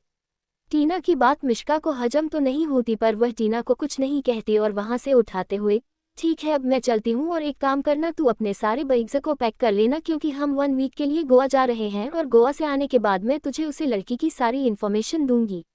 मिश्का की बात सुनकर टीना खुशी से उछल पड़ती है और मिश्का के कंधे पर चढ़ते हुए, वाओ ट्रिप पर जा रहे हैं हम, कितने दिनों बाद, वैसे हम कौन कौन जा रहे हैं? बंदरिया पहले मेरे कंधे से उत्तर, मानती हूँ तो पतली है हल्की है, पर मैं कोई पहलवान नहीं हूँ, मिश्का ने टीना को अपने कंधे से हटाते हुए कहा। टीना भी मुंह बनाकर नीचे उतर जाती है और चारों तरफ देखती है तो कैफे में सभी उन दोनों को ही घूर रहे थे, जिसे देख टीना भी उनको घूरने लगती है, और टीना के ऐसे घूरने से सभी नज़र हटाकर एक दूसरे से बातें करने लगते हैं। मिश्का और टीना बाहर आती है तो मिश्का कहती है, कल सुबह 6 बजे की फ्लाइट है डॉन तीवरी, मैं तुझे कॉल करके उठा दूंगी, जल्दी जल्दी एयरपोर्ट पहुंच जाना, और मैं, तू, रिद्धि, प्रिया और प्राची और हमारे ब्रदर्स और उनके फ्रेंड्स जा रहे हैं। मिश्का की बात सुनकर टीना घबरा कर हकलाते हुए, ब्रदर्स मतलब सिद्धार्थ सर और तनिष्क? अरे नहीं नहीं, उनको तो अपने काम से ही फुर्सत नहीं है, उन दोनों को छोड़कर हम बाकी सब जा रहे हैं, मिश्का ने अपनी कार की तरफ जाते हुए कहा। मिश्का की बात सुनकर टीना एक राहत की सांस लेती है और खुशी से उछलते हुए वहां से दूसरी साइड चली जाती है। अंडस्को अंडस्को अंडस्को, सृष्टि आ गई है ना, वह किसी होटल में रुकी है, किसको पता है? श्रेया ने हर्षद और अंकित को देखते हुए कहा। अरे वह एक खूबसूरत हॉट लड़की है, और हम हमेशा ऐसी लड़कियों के बारे में हर एक छोटे से बड़े खबर अपने पास रखते हैं, और वह तो हमारी ज़रूरत है, तो उसके बारे में हम कैसे पता न लगाए, हर्षद ने कहा। श्रेया हर्षद को कुछ देर घूरती है और फिर उसे इग्नोर कर, वह जहाँ भी रुकी हो वह यूनिवर्सिटी ऑफ इंडिया में एडमिशन ले लिया है, और उसी कॉलेज में हम लेक्चरर बनाकर जाएंगे, इससे हम उसके ऊपर नज़र भी रख पाएंगे और उसके साथ हमारे नज़दीकी भी बढ़ा पाएंगे। अंकित मुंह बनाकर, ऐसी बातें मत कर, तू तो ऐसे कह रही है जैसे हम तीनों को उसे अपने बेड पर लाना है। अंकित की बात सुनकर श्रेया उसे खा जाने वाले नज़रों से घूरती है और फिर वहां से जाते हुए, सभी को अपने जैसे मत सचो, और मैं कोई लेस्बियन नहीं हूँ। तुम दोनों अपना जितना बकवास करना है यही कर लो, पर अगर तुम्हारी बकवास हमारे मिशन के बीच में आया तो मुझसे बुरा कोई नहीं होगा, सृष्टि ही एक वह है जो हमारी हेल्प कर सकती है, तो बी केयरफुल, कल से सृष्टि कॉलेज जाएगी और कल से ही हम भी कॉलेज जाएंगे। इतना कहते हुए श्रेया हाल से अपने रूम की ओर चली जाती है। श्रेया को जाते देख हर्षद और अंकित मुंह बनाता है, बाहर चल, बाहर ना जाने कितनी लड़कियां होगी, एक तो मिल ही जाएंगे हमें, हर्षद कहता है। अंकित की आंखों में चमक आ जाता है और वह हर्षित को देखते हुए, एक, क्या ब्रो, अगर हम जाए ना तो सारे हमारे पास ही आ जाए। हर्षद अपने चेहरे पर डेविल स्माइल लाकर, हाँ इतना हैंडसम जो है हम। फिर वो दोनों उठकर विला से बाहर चले जाते हैं। वहीं उन दोनों को ऊपर से श्रेया देख रही थी, उसकी नज़र हर्षद पर टिकी हुई थी। उन दोनों के जाने के बाद श्रेया भी एक गहरी सांस छोड़ के अपने रूम में चली जाती है। अंडरस्को मनीषा एक 7 स्टार होटल के एक प्राइवेट रूम में बैठी थी। उसे कुछ भी समझ नहीं आ रही थी क्योंकि वह उस रूम में पूरी अकेली थी। उसे उसके पापा ने कॉल करके बुलाया था। बहुत देर से बैठे रहने के बाद भी जब मनीषा के पापा नहीं आते तो मनीषा अपने फ़ोन को निकाल अपने पापा को कॉल करने लगती है, पर वह कॉल रिसीव नहीं कर रहे थे। और 1 घंटा बैठने के बाद भी जब उसके पापा नहीं आते तो मनीषा सोफे से उठ खड़ी होती है और एक गहरी सांस छोड़ के रूम से बाहर जाने लगती है। मनीषा रूम से बाहर जाती कि तभी उस रूम में उसके पापा आ जाते हैं। अपने पापा को देख मनीषा थोड़े गुस्से में, आपने मुझे यहाँ क्यों बुलाया और अब तक आप कहाँ थे? इतनी देर से मैं यहाँ पर बैठी थी और आप इतने लग्जरियस होटल के रूम को बुक कैसे कर सकते हैं? आपके पास इतने पैसे कहाँ से आए? मनीषा के पापा मनीषा के बातों को इग्नोर कर उसके हाथ को पकड़ उसे सोफे पर बिठाती हैं और साइड से जूस लेकर मनीषा को देता है और वोडका खुद पीने लगता है और कहता है, तुम हमेशा अपने पापा को गलत क्यों समझते हो? मैं तुम्हारी पापा हूँ और मैंने एक काम ढूंढ लिया है और इस काम की पहली सैलरी मैं तुम्हें यहाँ पर ट्रीट देने के लिए लाया हूँ। मनीषा जिसके बहुत देर से बैठे रहने से गला सूख रही थी, वह उस जूस को पी लेती है और साइड में रखकर अपने पापा को देख, अगर आपको जॉब मिल गई है तो यह एक अच्छी बात है, पर 1 मंथ की सैलरी से भी आप इस 7 स्टार होटल की एक टेबल भी रिजर्व नहीं कर सकते, तो इस पूरे वीआईपी रूम को अपने बुक किया कैसे? और आपने सिर्फ मुझे ट्रीट देने के लिए यहाँ पर क्यों बुलाया? मम्मी भाई इन दोनों को क्यों नहीं बुलाया? तुम बहुत सवाल करते हो। ठीक है, तुम यहाँ पर कुछ देर रुको, मैं तुम्हारे पास प्रूफ ले आता हूँ, ठीक है? तब तुम भरोसा करोगे मेरे बात पर। इतना कहकर मनीषा के कुछ कहने से पहले उसके पापा रूम से बाहर चले जाते हैं। मनीष भी अपने पापा के पीछे पीछे जाती है, पर तब तक वह रूम से बाहर जाकर डोर को बाहर से लॉक कर देते हैं। बहुत कोशिश करने के बाद भी मनीषा डोर को ओपन नहीं कर पाती। वहीं अब धीरे धीरे मनीषा को अपने अंदर गर्मी और बेचैनी महसूस हो रही थी। उसे समझ नहीं आ रही थी उसे ये सब क्या हो रही है। समय के साथ साथ मनीषा की बेचैनी और गर्मी बढ़ती ही जा रही थी। उसे ऐसा लग रही थी जैसे उसके बॉडी कोई लभा हो। मनीषा अपने बेचैनी को सहन नहीं कर पा रही थी। वह अपने दुपट्टे को अपने से अलग करके साइड में फेंक देती है और अपनी कुर्ती को भी उतरने की कोशिश करती है, पर तभी अचानक उसे रूम का डोर ओपन होती है और मनीषा को किसी के पैर दिखाने लगते हैं। अंडस्को प्राची अपने अपार्टमेंट में आती है तो पूरा अपार्टमेंट अंधेरा था। ऐसे सब कुछ अंधेरा देखकर प्राची की आंखें छोटी हो जाती है, क्योंकि पूरे सोसाइटी में लाइट है और वह हमेशा लाइट जलाकर बाहर जाती थी, पर अभी उसके अपार्टमेंट ही है जो ऐसे अंधेरे में डूबी हुई थी। प्राची को वहाँ किसी के होने की एहसास हो रही थी, पर इसे उसे कोई नेगेटिव वाइब्स नहीं आ रही थी। वह कुछ सोचते हुए, आर्यन तुम आए हो क्या? तुमने ऐसे अंधेरा क्यों करके रखा है? लाइट्स क्यों ऑन नहीं किया? इतना कहकर प्राची अंदाजे से स्विच के पास जाकर घर की सारी लाइट्स ऑन करती है और जैसे ही पीछे मुड़ती है तो सामने देख चौंक जाती है, क्योंकि सामने सोफे पर तनिष्क किसी राजा की तरह बैठा था। इस वक्त उसका चेहरा गुस्से से लाल था और वह प्राची को खा जाने वाली नजरों से देख रहा था। प्राची तनिष्क के गुस्से को इग्नोर कर अपनी आंखें छोटी करके, तनिष्क तुम यहाँ पर क्या कर रहे हो और तुम अंदर कैसे आए? प्राची की बात सुनकर तनिष्क कुछ नहीं कहता, बस सोफे से उठकर अपनी कदम प्राची की ओर बढ़ने लगता है। तनिष्क का चेहरा समय के साथ साथ भयानक होता जा रहा था, जिसे देख प्राची को अब डर लगने लगी थी। प्राची अपनी उंगली दिखाकर, तनिष्क वहीं रुक जाओ, मैं कह रही हूँ, पास मत आओ मेरे। इतना कहते कहते प्राची पीछे की ओर जाने लगती है। तभी वह साइड में रखे फ्लो बस को उठा लेती है और तनिष्क को दिखाते हुए, अगर तुम मेरे करीब आएंगे तो मैं तुमको मार दूंगी, आगे मत आना। पर प्राची के धमकी का तनिष्क के ऊपर कोई असर ही नहीं होता। वह प्राची को घूरते हुए उसके करीब जाने लगता है। प्राची भी पीछे जाते जाते वालों से टकरा जाती है और उसके बिल्कुल सामने तनिष्क था जो उसके और करीब आ रहा था। प्राची तनिष्क से खुद को बचाने के लिए अपनी आंखें बंद करती है और फ्लोवास से तनिष्क को मरती है, पर वह तनिष्क को लगता है उससे पहले तनिष्क प्राची की हाथ पकड़ लेता है और प्राची के हाथ से उस फ्लावर वास को लेकर दूर फेंक देता है, जिससे वह फ्लावर वास टूट के बिखर जाता है। प्राची तनिष्क के हाथ से अपने हाथों को छुड़ाने की कोशिश करते हुए, तुम क्यों यहाँ आए हो? चाहते क्या हो तुम मुझसे? क्यों ऐसे डिस्टर्ब कर रहे हो तुम मुझे? मैंने तुमको कहा ना, मैं तुमको डाइवोर्स दे दूंगी। अगर तुम मुझसे अभी डाइवोर्स चाहते हो तो मैं तुमको अभी। उसके बातों को पूरा होने से पहले तनिष्क प्राची के जबड़े को कस के पकड़ अपने दांत पीसकर पूछता है, तुम और आर्यन एक साथ रहते हो? तनिष्क के इस सवाल पर प्राची को कुछ समझ नहीं आती। वह तनिष्क को देखते हुए, इससे तुमको क्या? अगर मैं और आर्यन एक साथ रहते भी है तो? तनिष्क का पकड़ प्राची के जबड़ा में और मजबूत हो जाता है और वह अपने चेहरे को प्राची के चेहरे के बिल्कुल करीब कर दांत पीसते हुए, ओहे तो उसने कहाँ कहाँ तुम्हें टच किया है? क्या वह मुझसे भी अच्छा है बेड पर? तनिष्क की बात सुनकर प्राची गुस्से में तनिष्क को खुद से दूर करती है और कहती है, हाँ तुमसे बहुत अच्छा है वह बेड पर और हम दोनों हर रात बहुत एंजॉय करते हैं। अभी प्लीज तुम यहाँ से जाओ। सुन लिया ना तुमने, जो सुनना था मिल गई खुशी, अब छोड़ो और जाओ प्लीज। प्राची की बात सुनकर तनिष्क गुस्से से पागल हो रहा था। वह प्राची का हाथ पकड़ उसे अपने और खींचकर जबरदस्ती उसे अपने कंधे में उठा लेता है और रूम की तरफ ले जाने लगता है। प्राची लगातार तनिष्क से खुद को छुड़ाने की कोशिश कर रही थी, पर तनिष्क जो इस वक्त गुस्से से पागल हो रहा था वह प्राची को छोड़ने की जगह उसके ऊपर अपना पकड़ और मजबूत कर रहा था। एपिसोड 54 न्यू कैरेक्टर्स और सभी गोवा में। अब आगे। सुबह का वक्त। अभी सुबह के 5 बजे बज रहे थे, तभी प्राची जो इस वक्त सो रही थी उसकी फ़ोन रिंग करती है। तो प्राची नींद में ही अपनी हाथों को इधर उधर करते हुए साइड से अपने फ़ोन लेकर कॉल रिसीव करती है और अपने कान में लगाती है। तो उधर से मिश्का कहती है, प्राची 5 बजे बज गई है, आधे घंटे में तैयार हो और 15 मिनट में एयरपोर्ट पहुंच। तेरी अपार्टमेंट एयरपोर्ट से ज़्यादा दूर नहीं है और अभी सुबह का वक्त है तो ट्रैफिक भी नहीं होगी, तो जल्दी आ जा। मिश्का की बात सुनकर प्राची अपनी आंखें खोलती है और उठने की कोशिश करती है, तभी उसे अपने पूरे बॉडी में काफ़ी ज़्यादा पेन महसूस होती है, जिससे उसके मुंह से आहा निकल जाती है। प्राची को रात की बातें याद आती है जब तनिष्क उसके साथ जबरदस्ती कर रहा था। उसकी आंखें नम हो जाती हैं। प्राची की चीख सुन मिश्का थोड़ी घबराते हुए, प्राची क्या हुआ, तू ठीक तो है ना? प्राची चारों तरफ देखते हुए, हाँ मैं ठीक हूँ, मैं तुझे कुछ देर बाद कॉल करती हूँ, बाय।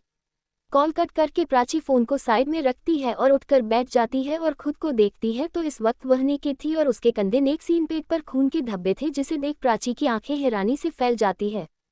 प्राची पूरे बेड को देखती है तो उस पूरे बेड में खून ही खून दिखाई देता है, जिसे देख प्राची की सिर घूमने लगती है। प्राची जल्दी से चादर को अपने ऊपर लपेट भागते हुए वॉशरूम में जाती है तो वॉशरूम में भी हर जगह खून ही खून फैला हुआ था। ये सब देख प्राची घबराने लगती है, उसके आंखों में आंसू आ जाते हैं और वह खुद से कहती है, तनिष्क की चीज जख्मी है। कल तनिष्क ने प्राची के आंखों में पट्टी बांध के उसके साथ जबरदस्ती किया था और साथ में उसे बात भी दिया था, जिसमें उसने प्राची के बॉडी को काफी बुरी तरह से रब किया था। पर प्राची की आंखें बंद होने की वजह से वह तनिष्क को देख नहीं पाई थी और जब वह दोनों बेडरूम में आए तो रूम का लाइट भी ऑफ था। ये सब याद आते ही प्राची जल्दी से भागते हुए वॉशरूम से बाहर जाने लगती है, पर अचानक बाहर जाते जाते प्राची की कदम रुक जाती है और वह खुद से कहती है, मैं क्यों इतना घबरा रही हूँ?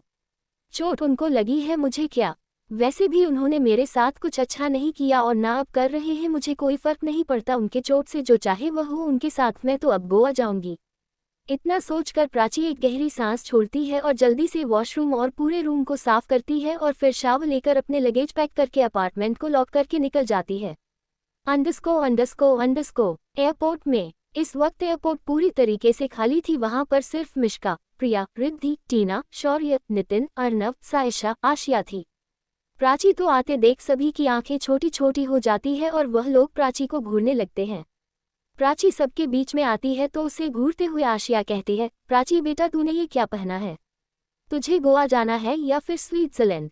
क्या पहना है तूने? प्राची सभी को घूरते हुए, इसमें मुझे ऐसे देखने की क्या है, मेरी तबीयत खराब है, फीवर है मुझे और ठंड भी लग रही है, इसीलिए मैंने ये पहना है। प्राची ने अपने पूरे बॉडी को कवर किया हुआ था और उसके गले में स्कार्फ रखी थी। प्राची की बात सुनकर टीना जल्दी से प्राची के पास आकर उसके फोरहेड को टच करके, दी फीवर तो नहीं है आपको? प्राची टीना को खुद से दूर कर, बेटू फीवर मुझे कल रात को थी, आज उतर गई, इसलिए मैं यहाँ पर आई। तू बता, प्रिया की ट्रेनिंग खत्म हो गई, पर तेरी भी ट्रेनिंग इतनी जल्दी खत्म हो गई? प्राची की बात पर कोई कुछ कहता है उससे पहले प्रिया आगे जाकर कहती है, आपको पता है ना टीना कितनी मेहनत करती है अपने डॉक्टरी पर और वह कितनी अच्छी स्टूडेंट है, और अगर मेरी ट्रेनिंग इतनी जल्दी कंप्लीट हो सकती है तो उसकी क्यों नहीं? आप भी ना, आपके भी तो जल्दी हो गई थी।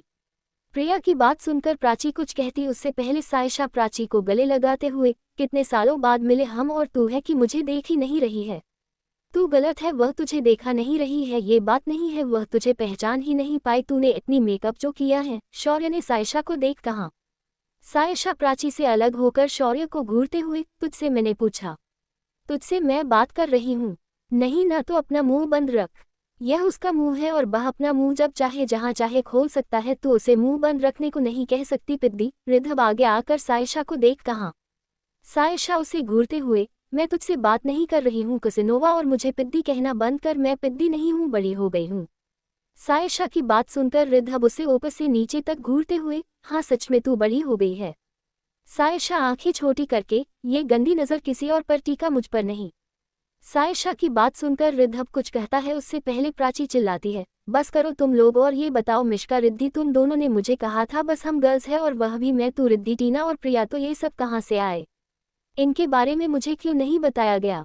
रिद्धि अपनी सिर घुमाकर मिश्का को देखती है और फिर मुस्कुराते हुए, वह क्या है ना, तब तक हमारी सबके साथ जाने का प्लान नहीं बना, वह बाद में बना, अब तू ज्यादा सवाल मत कर, जल्दी से चल। रिद्धि की बात सुनकर प्राची कुछ नहीं कहती तो नितिन सबको देखते हुए, अरे भाई यहाँ पर ही बैठे बैठे गोवा जाने का प्लान है क्या? चलो जैक तैयार है, हमारा ही वेट कर रहा है। नितिन की बात सुनकर सभी नितिन को देखते हैं और एक साथ वहां से अपने प्राइवेट जेट की ओर चले जाते हैं। अंडस्को मनीषा अपने घर में आती है, उसकी हालत ठीक नहीं थी, उसके बाल बिखरे हुए थे, उसके नेक और कॉलरबोन पर हिकी के निशान थे, उसके आंखों में आंसू अभी भी झलक रहे थे। मनीषा अपनी लड़खड़ाते कदम से जल्दी से अपने कमरे में चली जाती है। वहीं मनीषा को जाते हुए उसके भाई नकुल ने देख लिया, पर उसने ठीक से मनीषा की हालत नहीं देखा था, उसने बस मनीषा को अंदर जाकर डोर बंद करते हुए देखा। नकुल मनीषा के रूम के पास जाकर उसके डोर को नॉक करते हुए, दीदी आप कल पूरी रात कहाँ थे? और अभी आप रूम में क्यों चले गए? आप नाश्ता नहीं करेंगे क्या? नकुल के इतना कहते ही अंदर से आवाज आती है, नकुल मैं कल थोड़ी बिजी थी, तू एक काम कर, तू नाश्ता करके स्कूल के लिए निकल जा, मैं थोड़ी देर बात कर लूंगी। मनीषा की बात सुनकर नकुल अपना सिर हिलाता है और वहां से चला जाता है। 2 घंटे बाद मनीषा अपने रूम से बाहर आती है। इस वक्त उसने एक सिंपल रेड कलर की कुर्ती और ब्लू जीन्स पहनी हुई थी, अपने बालों को खुला छोड़ वह बहुत प्यारी लग रही थी, पर उसकी आंखों में अभी भी आंसू थे जिससे उसकी आंखें लाल हो गई थी और सूजी हुई थी, जिससे पता चल रहा था वह बहुत देर तक रोई है। मनीषा अपने रूम से निकाल के सीधा अपने मम्मी पापा के रूम में चली जाती है, जहां पर उसके पापा बैठे थे। उनके सामने दारू की बोतल था और हाथ में ग्लास जिसमें दारू भरे हुए थे और उनके बैग पर बहुत सारे पैसों की गाड़ी थी। मनीषा ये सब देखकर गुस्से में अपने पापा के पास आती है और उनके हाथ से गिलास लेकर गिलास को फर्श पर पटक देती है और बोतल भी पटक कर गुस्से में कहती है, आप कैसे पापा है? आप अपनी बेटी को ऐसे बेच कैसे सकते हैं? कल अपने मेरे जूस में कुछ मिलाया था है ना, और फिर आपने उस रूम में किसी को भेज। इतना कहते कहते मनीषा की आंखों से आंसू बहने लगते हैं। मनीषा के पापा टेबल के नीचे से और एक बोतल निकाल उस बोतल को खोलते हुए, तुम इतना गुस्सा क्यों हो रहे हो? हाँ मैंने कल तुम्हारे ड्रिंक में ड्रग्स मिलाया था, क्योंकि मैं अपनी बेटी को अच्छे से जानता हूँ, वह मेरी बात नहीं मानती और अभी तो तुम मुझे पैसे भी नहीं देते हो और ना तुम्हारी मम्मी देते हैं। मारपीट के पैसा लेना पड़ता है और मुझे मारपीट बिल्कुल पसंद नहीं है, इसीलिए जब मेरे पास यह ऑफर आया कि अगर मेरे पास कोई लड़की हो तो मैं उसे एक रात के लिए उनको दे दूं जिससे वह मुझे 1 लाख देंगे, तो मैं भी मान गया और मेरे सामने मेरी बेटी की तरह खूबसूरत तो और कोई है ही नहीं, इसलिए मैंने तुम्हें ही भेज दिया। अच्छा किया ना। अपने पापा की बात सुनकर मनीषा की आंखों से और आंसू गिरने लगते हैं। उसे समझ नहीं आ रही थी कि वह अब क्या करे। वह गुस्से में कुछ कहती कि तभी उसे पीछे से धड़ाम की आवाज सुनाई देती है, जिसे सुन मनीषा पीछे पलटती है तो पीछे डोर के पास उसके मम्मी बेहोश होकर पड़ी थी। मम्मी चिल्लाकर मनीषा अपने माँ के पास जाती है और उनको उठाने की कोशिश करती है, पर वह नहीं उठाती। मनीषा जल्दी से उनके ऊपर पानी की छींटे देती है, पर फिर भी वह नहीं उठाती। मनीषा अपने सिर को घुमा के अपने पापा को देखती है, जिसे इन सब से कोई फर्क ही नहीं पड़ रहा था। वह शराब पीते हुए अपने पैसों को प्यार से देख रहे थे। मनीषा जल्दी से अपने फ़ोन निकाल किसी को कॉल करती है। कुछ ही देर में वहां पर 2 लड़के आते हैं जो मनीषा के फ्रेंड थे। वह दोनों मनीषा की मम्मी को पकड़ उनको हॉस्पिटल लेकर जाते हैं। अंडस्को गोवा एयरपोर्ट। 1 घंटे बाद उनका जेट गोवा एयरपोर्ट पर रुकते हैं। सभी एक साथ बाहर आते हैं। प्रिया गहरी सांस लेते हुए अपने हाथों को फैलाकर, पहली बार मैं टूर पर आई हूँ और वह भी गोवा में, आई एम सो हैप्पी। प्रिया की बात सुनकर रिद्धब प्रिया के पास आके, आपसे भी हैप्पी तो मैं हूँ जो मैं भी आपके साथ आ पाया। प्रिया सही से खड़े होकर साइड में रिद्धब को देखती है तो रिद्धब मुस्कुराते हुए अपनी हाथ आगे करके, अभी तक हमने अपना इंट्रोडक्शन नहीं दिया, हेलो आई एम रिद्धब सिंह। रिद्धब की बात सुनकर प्रिया मुस्कुराते हुए अपने हाथ आगे करने ही वाली थी, तभी पीछे से शौर्य रिद्धब को पकड़ खींचकर उसे वहां से ले जाते हुए, हर किसी से हाथ मत मिलाया कर। प्रिया गुस्से में अपनी आंखें छोटी करके शौर्य को घूरती है। सभी शौर्य की इस हरकत पर उसे घूर रहे थे। रिद्धब जिसे कुछ भी समझ नहीं आता, वह शौर्य को घूरते हुए धीरे से, तूने ऐसे खींचकर मुझे क्यों लाया?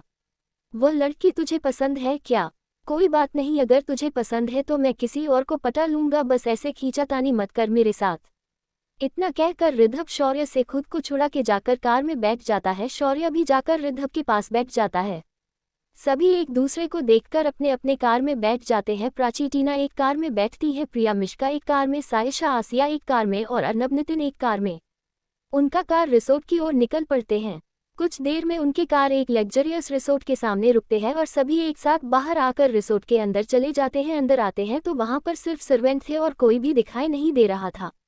ये रिसोर्ट तो इतने लग्जरियस है, पर यह ऐसे खाली क्यों है? या फिर सभी अपने अपने रूम में है? टीना ने चारों तरफ देखते हैं, कहाँ ये रिसोर्ट है? ओयो नहीं, जो सभी अपने अपने रूम में होंगे। शौर्य ने टीना को देखते हुए कहा, तुम हमेशा मेरी बात के बीच में क्यों बोलते हो? अगर सीधी बात नहीं कह सकते तो मत कहो छछूंदर। टीना ने चीरते हुए शौर्य को देख कहा, छिपकली तुम ही ऐसी बात करते हो तो मैं क्या करूं? ऐसा कौन कहती है? खाली है इसका मतलब यहाँ पर कोई भी नहीं है। ये पूरा रिसोर्ट हमने बुक कर लिया है, इतनी सी बात समझ नहीं आती? शौर्य ने भी टीना को घूरकर कहा, अगर तुम लोगों के पास इतना ही पैसा है तो इस रिसोर्ट को बुक करने की जगह गोवा में एक विला क्यों नहीं खरीद लेते? तब तो हर बार आते जाते कुछ बुक भी नहीं करना पड़ेगा। प्रिया ने कुछ सोचते हुए कहा। प्रिया की बात पर रिद्धब प्रिया को देख कहा, मैं तुम्हें यहाँ पर एक विला गिफ्ट कर सकता हूँ। प्रिया अपनी आंखें छोटी करके, तुम मुझे अचानक विला क्यों गिफ्ट करोगे?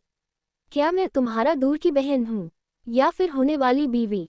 रिद्धब प्रिया के पास जाकर उसके कान में धीरे से, तुम मेरे होने वाले भाभी हो और मैं अपनी भाभी को गिफ्ट दे ही सकता हूँ। रिद्धब की बात सुनकर प्रिया रिद्धब को खा जाने वाली नज़र से घूरने लगता है। वही शौर्य उन दोनों को बुरी तरह से घूर रहा था। वह प्रिया की हाथ पकड़ उसे अपने पीछे करके रिद्धब को घूरते हुए, मैंने तुझे कहा ना दूर रहा कर इससे। रिद्धब मुंह बनाकर, तूने मुझे यह नहीं कहा, तूने कहा हर किसी से हाथ मत मिलाया कर। शौर्य अपनी आंखें छोटी करके, पर अब कह रहा हूं ना दूर रह कर इससे।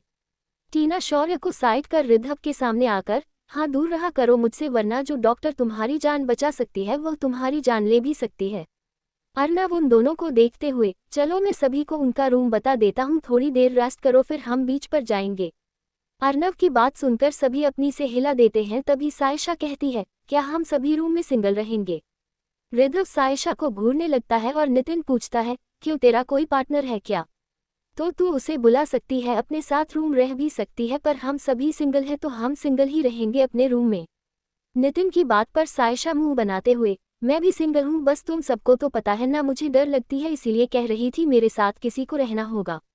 जब तू अपने रूम में सोती है तो किसी लेकर सोती है, पार्ट टाइम सोने के लिए भी किसी को बुक किया है क्या तूने? शौर्य ने मुंह बनाकर पूछा। सायशा शौर्य को घूरते हुए, सभी को अपनी तरह समझाना बंद करिए जनाब और अपनी लैंग्वेज को थोड़ा सुधरिए। सायशा की बात सुनकर कोई कुछ कहता उससे पहले आशिया कहती है, मुझे भी अकेले सोने से डर लगती है। तो आशिया की बात पूरी होने से पहले रिद्धब उसके पास आकर कहता है, रियली तुम्हें डर लगता है तो ठीक है, तुम मेरे साथ मेरा रूम शेयर कर सकते हो, मुझे कोई प्रॉब्लम नहीं है। रिद्धब की बात सुनकर सायशा उसे घूरने लगती है और आशिया को देख, आशिया हम दोनों एक रूम शेयर कर लेंगे, तुम्हें कोई प्रॉब्लम नहीं है ना? आशिया रिद्धब को इग्नोर कर सायशा को देख मुस्कुरा कर, नहीं मुझे कोई प्रॉब्लम नहीं है। टीना प्राची को देख, और मैं अपने दी के साथ रूम शेयर करूंगी। क्यों, तुमको भी डर लगती है क्या? शौर्य ने पूछा। टीना शौर्य को देख, डर लगती भी हो, मैं तुम्हें क्यों बताऊं? मुझे अपने दी के साथ टाइम स्पेंड करना है। मिश्का ने टीना और शौर्य को रोकते हुए कहा, मुझे समझ नहीं आती तुम दोनों ऐसे चूहे बिल्ली की तरह हमेशा लड़ते क्यों रहते हो? अजीब बात है, फ्रेंडशिप कर लो ना, हमेशा चूहे बिल्ली की तरह लड़ते रहते हो। टीना मिश्का को देख, मिश्का दी मैं नहीं लड़ती हूँ, आपके भैया ही मेरे पास लेने आते हैं। शौर्य टीना को घूरते हुए, बड़े आए तुम कौन से 30 मार खान हो जो मैं तुमसे लेने जाऊंगा लड़ाकू विमान, हमेशा तुम मुझे लेने आते हो। टीना मुंह बनाकर, ये सबको दिखता है कौन किस लेने आता है। प्राची सभी को देखते हुए, मुझे रेस्ट करना है और तुम सभी को भी रेस्ट करना चाहिए, तो अपने फालतू बकवास को बंद करके अपने अपने रूम में चलो। प्राची की बात सुनकर सभी अपना सिर हाँ में हिलते हैं और स्टॉप्स उनको उनके रूम तक ले जाते हैं। सभी अपने रूम में जाकर फ्रेश होकर आराम करने लगते हैं। _ सुबह का वक्त 8:30 AM, Mumbai, Malhar house. Saurabh washroom से बाहर आता है। उसने इस वक्त व्हाइट कलर की बाथरोब पहना हुआ था और एक टॉवल से वह अपने बालों को पहुंचते हुए शीशे के सामने खड़ा हो जाता है। तभी शीशे से वह पीछे देखता है तो बेड पर एक लड़का आराम से बैठा हुआ अपने फोन चला रहा था। सौरभ पीछे पलट अपनी आंखें छोटी करके, कौशल भैया आप इस वक्त यहाँ? कौशल अपने फोन को साइड में रख मुस्कुराते हुए, मैं तो तुझसे पूछने आया कि कल रात तेरा कैसा बीता, कैसा लगा अपने वर्जिनिटी को खोकर? एंजॉय किया ना? सौरभ अपने एक आईब्रो ऊपर करके, इसका मतलब आप भी सब में थे। तो अभी आप बताएं, आपको ये करके क्या मिल गया? क्यों किया आपने ऐसा? और आपके बॉस ने आपको छुट्टी दे दिया है क्या? ये सब कर रहे हैं? कौशल बैग से खड़ा होकर सौरभ के पास आके, कुछ दिन के लिए अपने किसी दूसरे काम के लिए गए हैं तो अभी मेरा छुट्टी तो नहीं पर छूट है, और कल वह सब का पूरा प्लान मेरा ही था। कब तक मैं ऐसे ही अपने छोटे भाई को वर्जन होकर बैठे ही अपने लाइफ को एंजॉय ही नहीं कर रहा है? मैं इतने प्रेशर में रहता हूँ, मेरे डेविल बॉस मुझे चारों ओर लपेट रखता है, फिर भी मैं अपनी लाइफ को एंजॉय करना नहीं भूलता। वैसे मैंने उस लड़की को देखा है, वह लड़की काफी ज्यादा खूबसूरत और हॉट थी। कैसा लगा तुझे वह लड़की? ये पहले बता। सौरभ कुछ देर कौशल को घूरने के बाद, मैंने उस लड़की का 5 चेहरा नहीं देखा, कल रात में नशे में था और जिस वजह से मुझे आधे से ज्यादा कुछ याद ही नहीं है, और सुबह मेरे उठने से पहले ही वह लड़की चली गई। मुझे जो पता चला, बैग का हाल जो था वह लड़की वजन थी। मुझे उस लड़की को कुछ और भी पैसे देने चाहिए, क्या लगता है तुझे? बस 1 लाख में ही अपनी वजनिटी उसने तुझे दे दिया। ऐसी लड़कियां बस पैसों के लिए कुछ भी कर सकती है, तुझे देना है दे दो बस, फिर से मेरे साथ यह सब मत करना। मैं जैसा हूँ वैसा ही ठीक हूँ, कल जो हुआ वह गलती दोबारा नहीं होना चाहिए भाई। इतना कहकर सौरभ गुस्से में वहां से चेंजिंग रूम में चला जाता है, और कौशल, जिसे सौरभ के धमकी से कोई फर्क ही नहीं पड़ता, वह अपने कंधे उचकाकर फोन लेकर रूम से बाहर चला जाता है।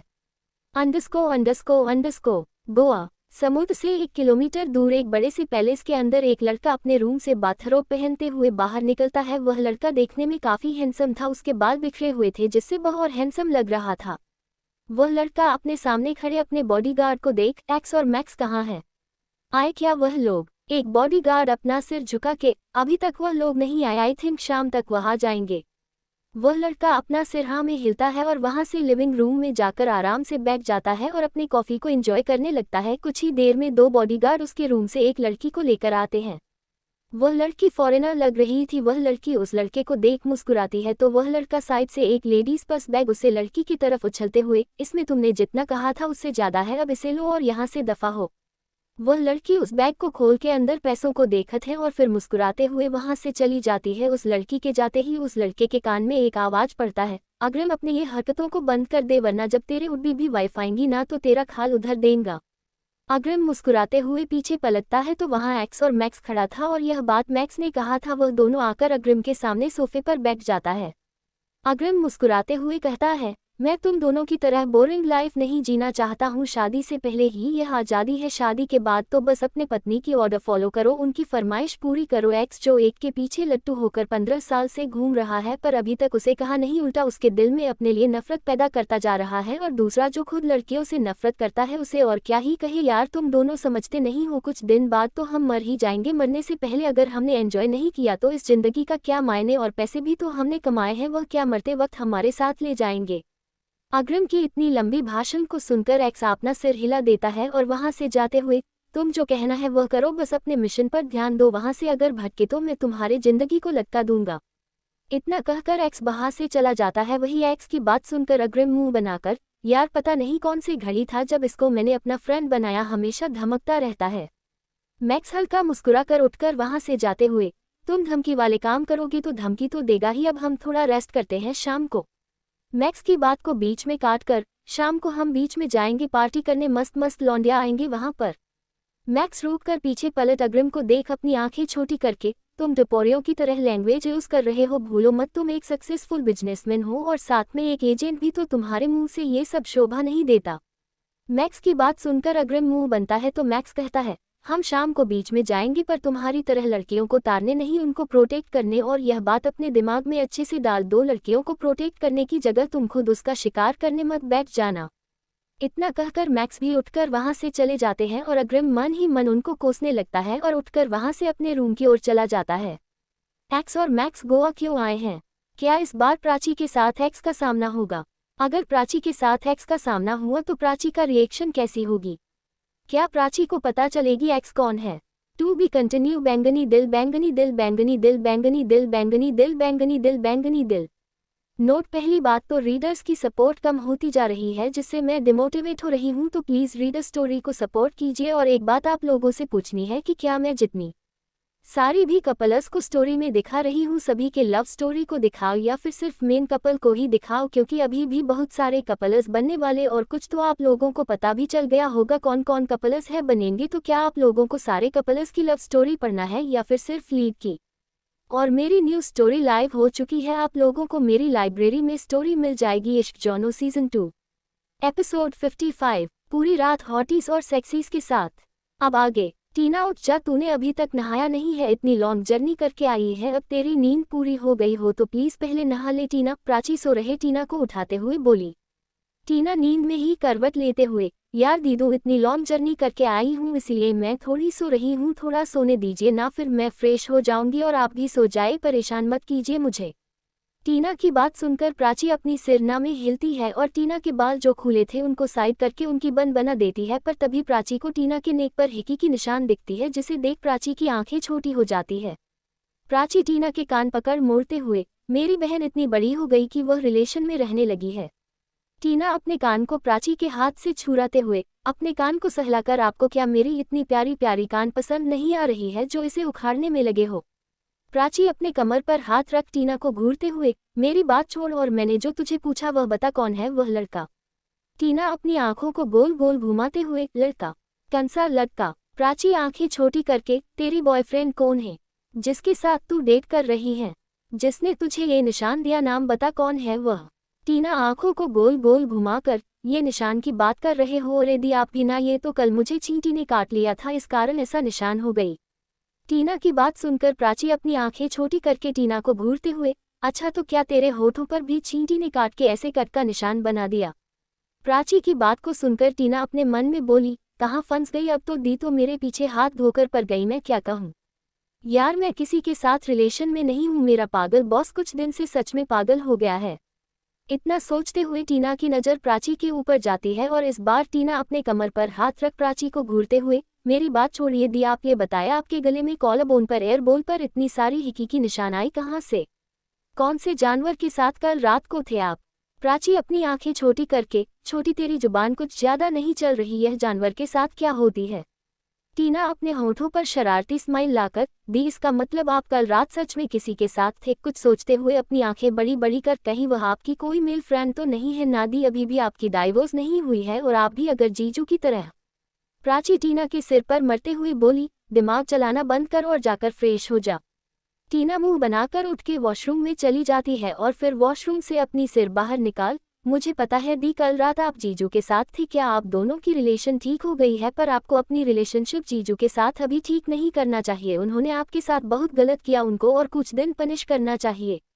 टीना की बात सुनकर प्राची पीछे मुड़ती है और टीना को घूरने लगती है, जिसे देख टीना जल्दी से वॉशरूम का डोर बंद कर देती है। प्राची एक गहरी सांस छोड़कर बेड पर ले जाती है और अपनी आंखें बंद कर लेती है। आंखें बंद करते ही उसे कल रात की सारी यादें और सुबह की अपने बेडरूम में खून नजर आती है, जिससे प्राची अपनी आंखें खोल लेती है। आशिया और सायशा के रूम में। आशिया फ्रेश होकर बाहर आती है तो सायशा बेड पर बैठे अपने फोन चला रही थी। आशिया सायशा को देख, सायशा मैं तुम्हें एक पर्सनल क्वेश्चन करूं? सायशा अपनी सिर को ऊपर कर आशिया को देख, तुम मुझसे पर्सनल क्वेश्चन क्या करना चाहते हो? आशिया आकर सायशा के पास बैठकर, पहले तुम ये बताओ कि मैं क्या सवाल करूं, तुम आंसर दोगे? सायशा हल्का मुस्कुराकर, अभी हम फ्रेंड्स हैं तो फ्रेंड से क्या छुपाना, पूछो जो पूछना है। आशिया सायशा को देख, क्या तुम रिधव को पसंद करते हो?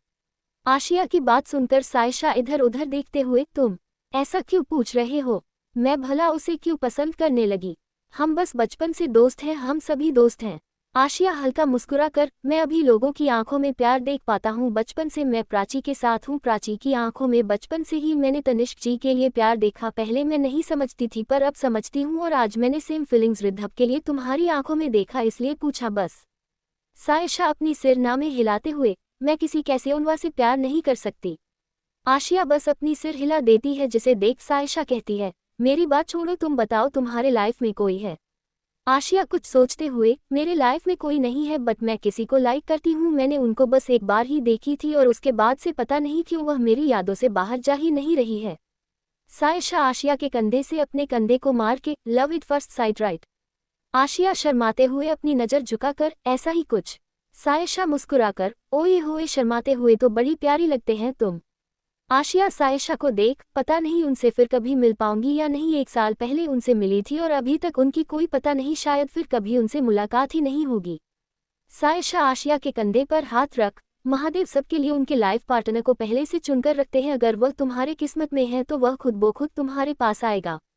आशिया बस अपनी सिरहा में हिलती है और फिर दोनों ही एक साथ बेड पर लेट जाते हैं। प्रिया के रूम में प्रिया वॉशरूम से बस टॉवल लपेट बाहर आती है और अपने टॉवल को उतारती है, तभी उसे अपने बेड पर शौर्य बैठा हुआ मिलता है। शौर्य को देख प्रिया टॉवल को वहीं छोड़ जल्दी से वॉशरूम के अंदर चली जाती है और अपने सिर को बाहर कर शौर्य को घूरते हुए, तुम मेरे रूम में क्या कर रहे हो? शौर्य वॉशरूम के डोर की तरफ जाते हुए, क्या कर रहा हूँ, सभी लड़कियां डर रहे हैं ना अकेले रहने से, तो मुझे लगा तुम भी शायद डर रहे होगे, इसलिए मैं तुम्हें कंपनी देने आ गया। प्रिया अपनी आंखें छोटी करके, मैं किसी से नहीं डरती समझे तुम, पर अगर तुम यहाँ पर और 1 सेकंड भी रुकना तो तुम जरूर मुझसे डरोगे, तो निकलो यहाँ से। शौर्य मुंह बनाकर, इतनी सी लड़की और तुम मुझे डराओगे? प्रिया जल्दी से वॉशरूम की डोर बंद कर देती है और कहती है, तुम चाहते क्या हो मुझसे? इतने दिनों बाद भी तुम मुझे याद रख कर बैठे हो, मुझे लगी तुम मुझे भूल गए।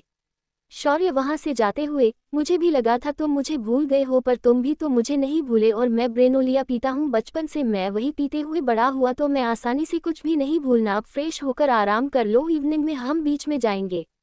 इतना कहकर शौर्य रूम से बाहर चला जाता है। शौर्य के जाने के बाद प्रिया अपनी सिर को वॉशरूम से बाहर करके चारों ओर देखते हैं और शौर्य को ना देख जल्दी से रूम में आकर टॉवल उठा के अपने ऊपर लापेट डोर को बंद करके एक गहरी सांस छोड़ती है।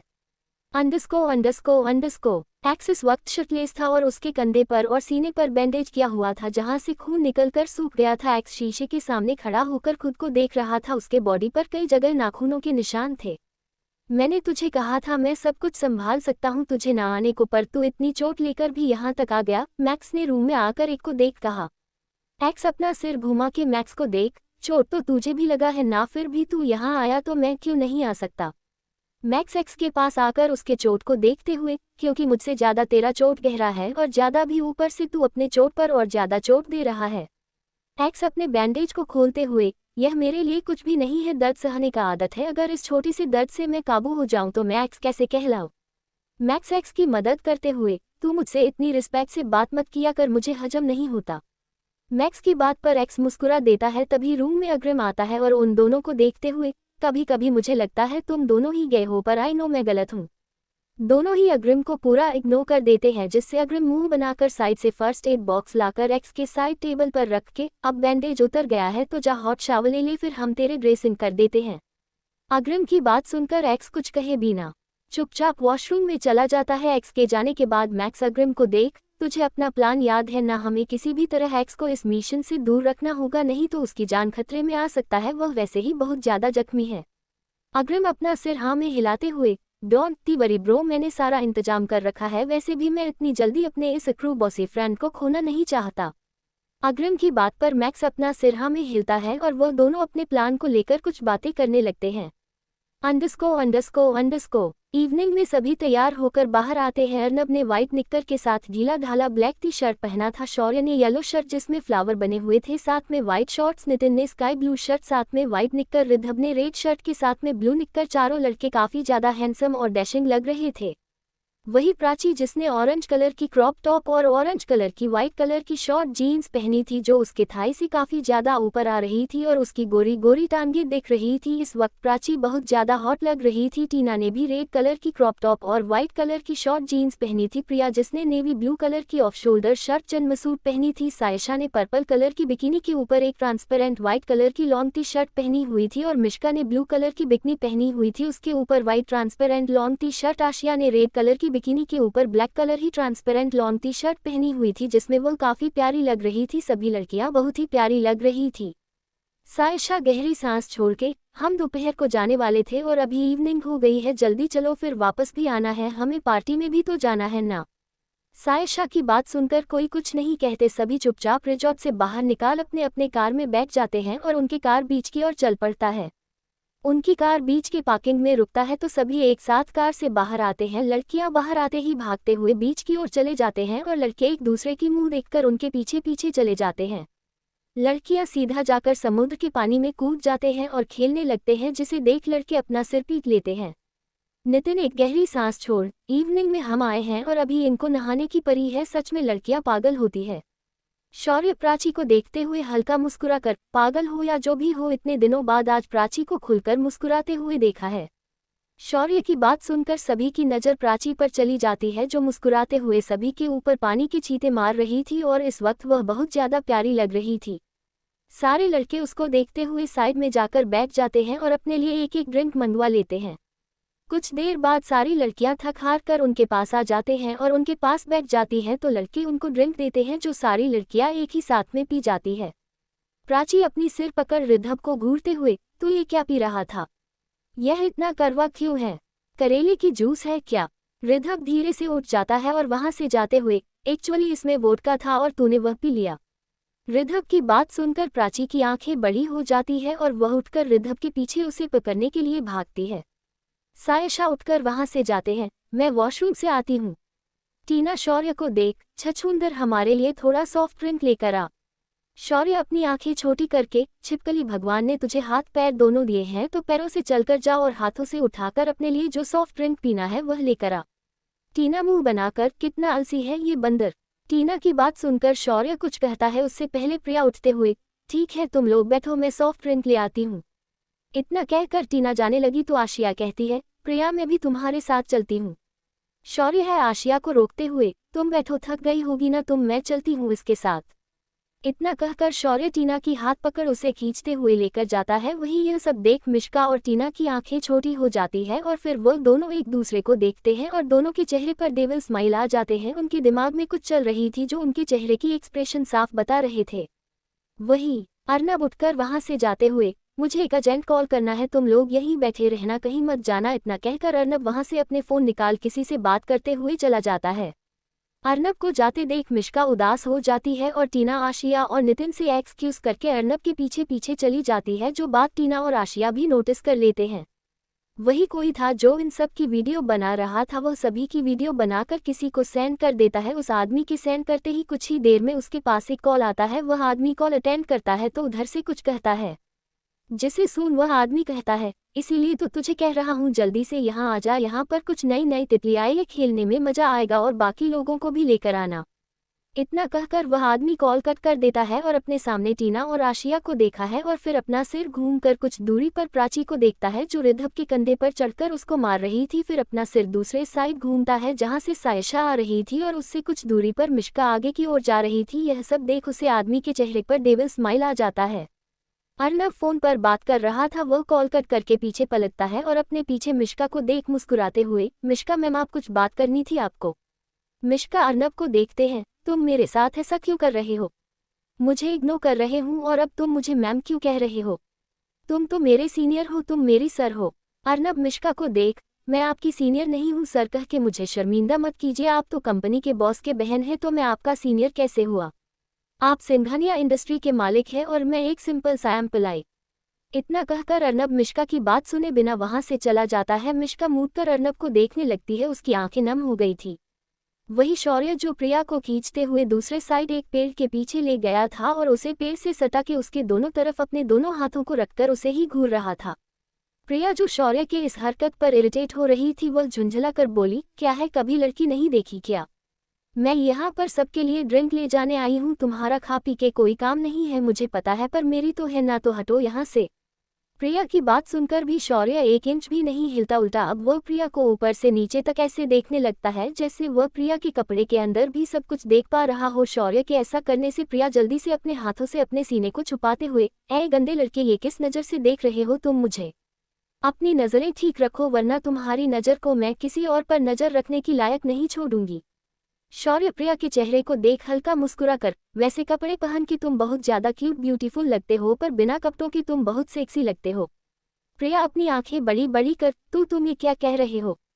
इसका मतलब? शौर्य प्रिया के कान के पास जाकर उसके कान पर हल्का सा किस करके, मैं अंधा तो नहीं हूँ जो मैं कुछ ना देखूं, मैंने सब देख लिया था, बट डोंट वरी, मैं किसी को नहीं कहूंगा। शौर्य की इस हरकत पर प्रिया सहम जाती है और अपनी सिर झुका लेती है, जिसे देख शौर्य उसके फोरहेड पर किसकर, अब इतनी क्यूट शक्ल बनाओगे ना तो मैं यहाँ पर ही फिर से तुम्हारे कपड़े उतरवा दूंगा और साथ में मेरा भी। क्या तुम ये चाहते हो? प्रिया अपनी सिर ऊपर करके शौर्य को देखते हुए अपनी सिर ना में हिलती है तो शौर्य मुस्कुराते हुए, तो ठीक है अब चलो सबके लिए सॉफ्ट ड्रिंक ले जाते हैं। इतना कहकर शौर्य प्रिया के होठों पर हल्के से किस कर उसके हाथ को पकड़ उसे अपने साथ काउंटर की ओर ले जाता है। सभी एक साथ ड्रिंक कर रहे थे और अब तक शाम हो चुकी थी और बीच पर हर जगह येलो और वाइट डीम लाइट जल रही थी, साथ में वहां पर म्यूजिक बज रही थी जिसपे बहुत सारे कपल्स टूरिस्ट डांस कर रहे थे। हम रात यही पार्टी करते हैं, कल क्लास में पार्टी करने जाएंगे, नितिन ने सबको देखते हुए कहा। रिद्धव ने नितिन को देख कहा, सही कहा तुमने, और ये लड़कियां रूम में जाएगी तो 3-4 घंटे लगा देगी इनको मेकअप करना जो होती है। रिद्धव की बात सुनकर सभी लड़कियां रिद्धव को घूरने लगे। मिश्का कहती है, आज हम लड़कियों में से किसी ने भी मेकअप नहीं किया है, क्या हमें देखकर यह पता नहीं लग रहा? मिश्का की बात खत्म होते ही सायशा उछलते हुए, इसका मतलब हम नेचुरल ब्यूटी है, हम मेकअप करें या ना करें हमारी फेस सेम रहती है। शौर्य हंसते हुए, सही कहा, मेकअप करने से चुड़ैल लगती है और मेकअप न करने से ठीक ठाक। सभी शौर्य को घूरने लगते हैं। तभी टीना चारों तरफ देखते हुए, एक बात बताओ, दी कहाँ है? कुछ देर पहले हमारे साथ ही ड्रिंक कर रही थी, अभी कहाँ गई? टीना की बात सुनकर सभी चारों तरफ प्राची को देखते हैं पर वहां पर प्राची नहीं थी। रिद्धव घबराते हुए उठकर सबको देख, जल्दी से प्राची को ढूंढो, प्राची की हालत ठीक नहीं है, उसने मेरी वोडका पी ली और अब तक शायद उसके ऊपर नशा चढ़ भी गई होगी, जल्दी से ढूंढो उसे। रिद्धव की बात सुनकर सभी बुरी तरह से उसको घूरने लगते हैं, जिसे देख रिद्धव पहले तो अपना सिर झुका लेता है और फिर सबको देखते हुए, मुझे घूरना बंद करो, मुझे पता है अभी तुम लोगों का मन मुझे पीटने का कर रहा है, पर मुझे तो बाद में भी पीट सकते हो, अभी पहले प्राची को ढूंढो। रिद्धव की बात सुनकर सभी अलग अलग होकर प्राची को ढूंढने लगते हैं। पार्किंग एरिया में एक लग्जरियस कार आकर रुकता है और उसके अंदर से मैक्स और अग्रिम बाहर निकलता है। अग्रिम और मैक्स दोनों ने अपने आंखों में मास्क पहना हुआ था। वह दोनों एक दूसरे को देखते हैं और अपना सिर हिलाकर दोनों अलग अलग साइड चले जाते हैं।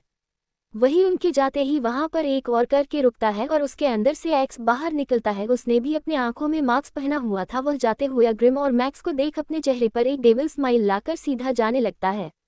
वही अग्रिम सबके बीच जाता है और सभी को देखते हुए, hot boys and sexy girls, तो आज की पार्टी मेरे तरफ से जो मेरे पार्टी को ज्वाइन करना चाहते हैं सभी के सामने मास्क परे हुए हैं, मास्क को पहन लीजिए और बॉयज एंजॉय कीजिए पूरी रात हॉटीज और सेक्सीज के साथ। अग्रिम की बात सुनते ही सभी चिल्लाते हैं और सामने टेबल पर रख मास्क को एक के बाद एक पहन लेते हैं। वही शौर्य, नितिन, रिद्धव, अर्नब, टीना, प्रिया, मिश्का, सायशा, आशिया सब चारों तरफ प्राची को ढूंढ रहे थे पर उनको प्राची कहीं भी नहीं मिल रही थी, जिससे सभी बहुत ज्यादा परेशान थे। लड़कियां रोने लगी थी, जिसे देख लड़के जिनका दिमाग ऐसे ही खराब है और खराब हो रहा था। नितिन ने अर्नब को देख कहा, अर्नब प्लीज इन सबको रिजॉर्ट वापस ले जाओ, हम प्राची को लेकर आते हैं। टीना रोते हुए, मैं दी को ना लेकर कहीं नहीं जाऊंगी, मैं दी को लेकर ही जाऊंगी। रिद्धव टीना को समझाते हुए, टीना बात समझो, तुम लोग रिसोर्ट जाकर रेस्ट करो, हम तुमको प्रॉमिस करते हैं हम प्राची को ना लेकर वापस नहीं जाएंगे, ओके अब जल्दी से जाओ प्लीज। टीना बिल्कुल भी जाना नहीं चाहती थी पर सभी उसे समझा बुझाकर वहां से ले जाते हैं। उनके जाने के बाद सभी लड़के एक दूसरे को देख अपना सिर हिला के अलग अलग साइड में प्राची को ढूंढने निकल जाते हैं। कहाँ गई प्राची? क्या सभी प्राची को ढूंढ पाएंगे?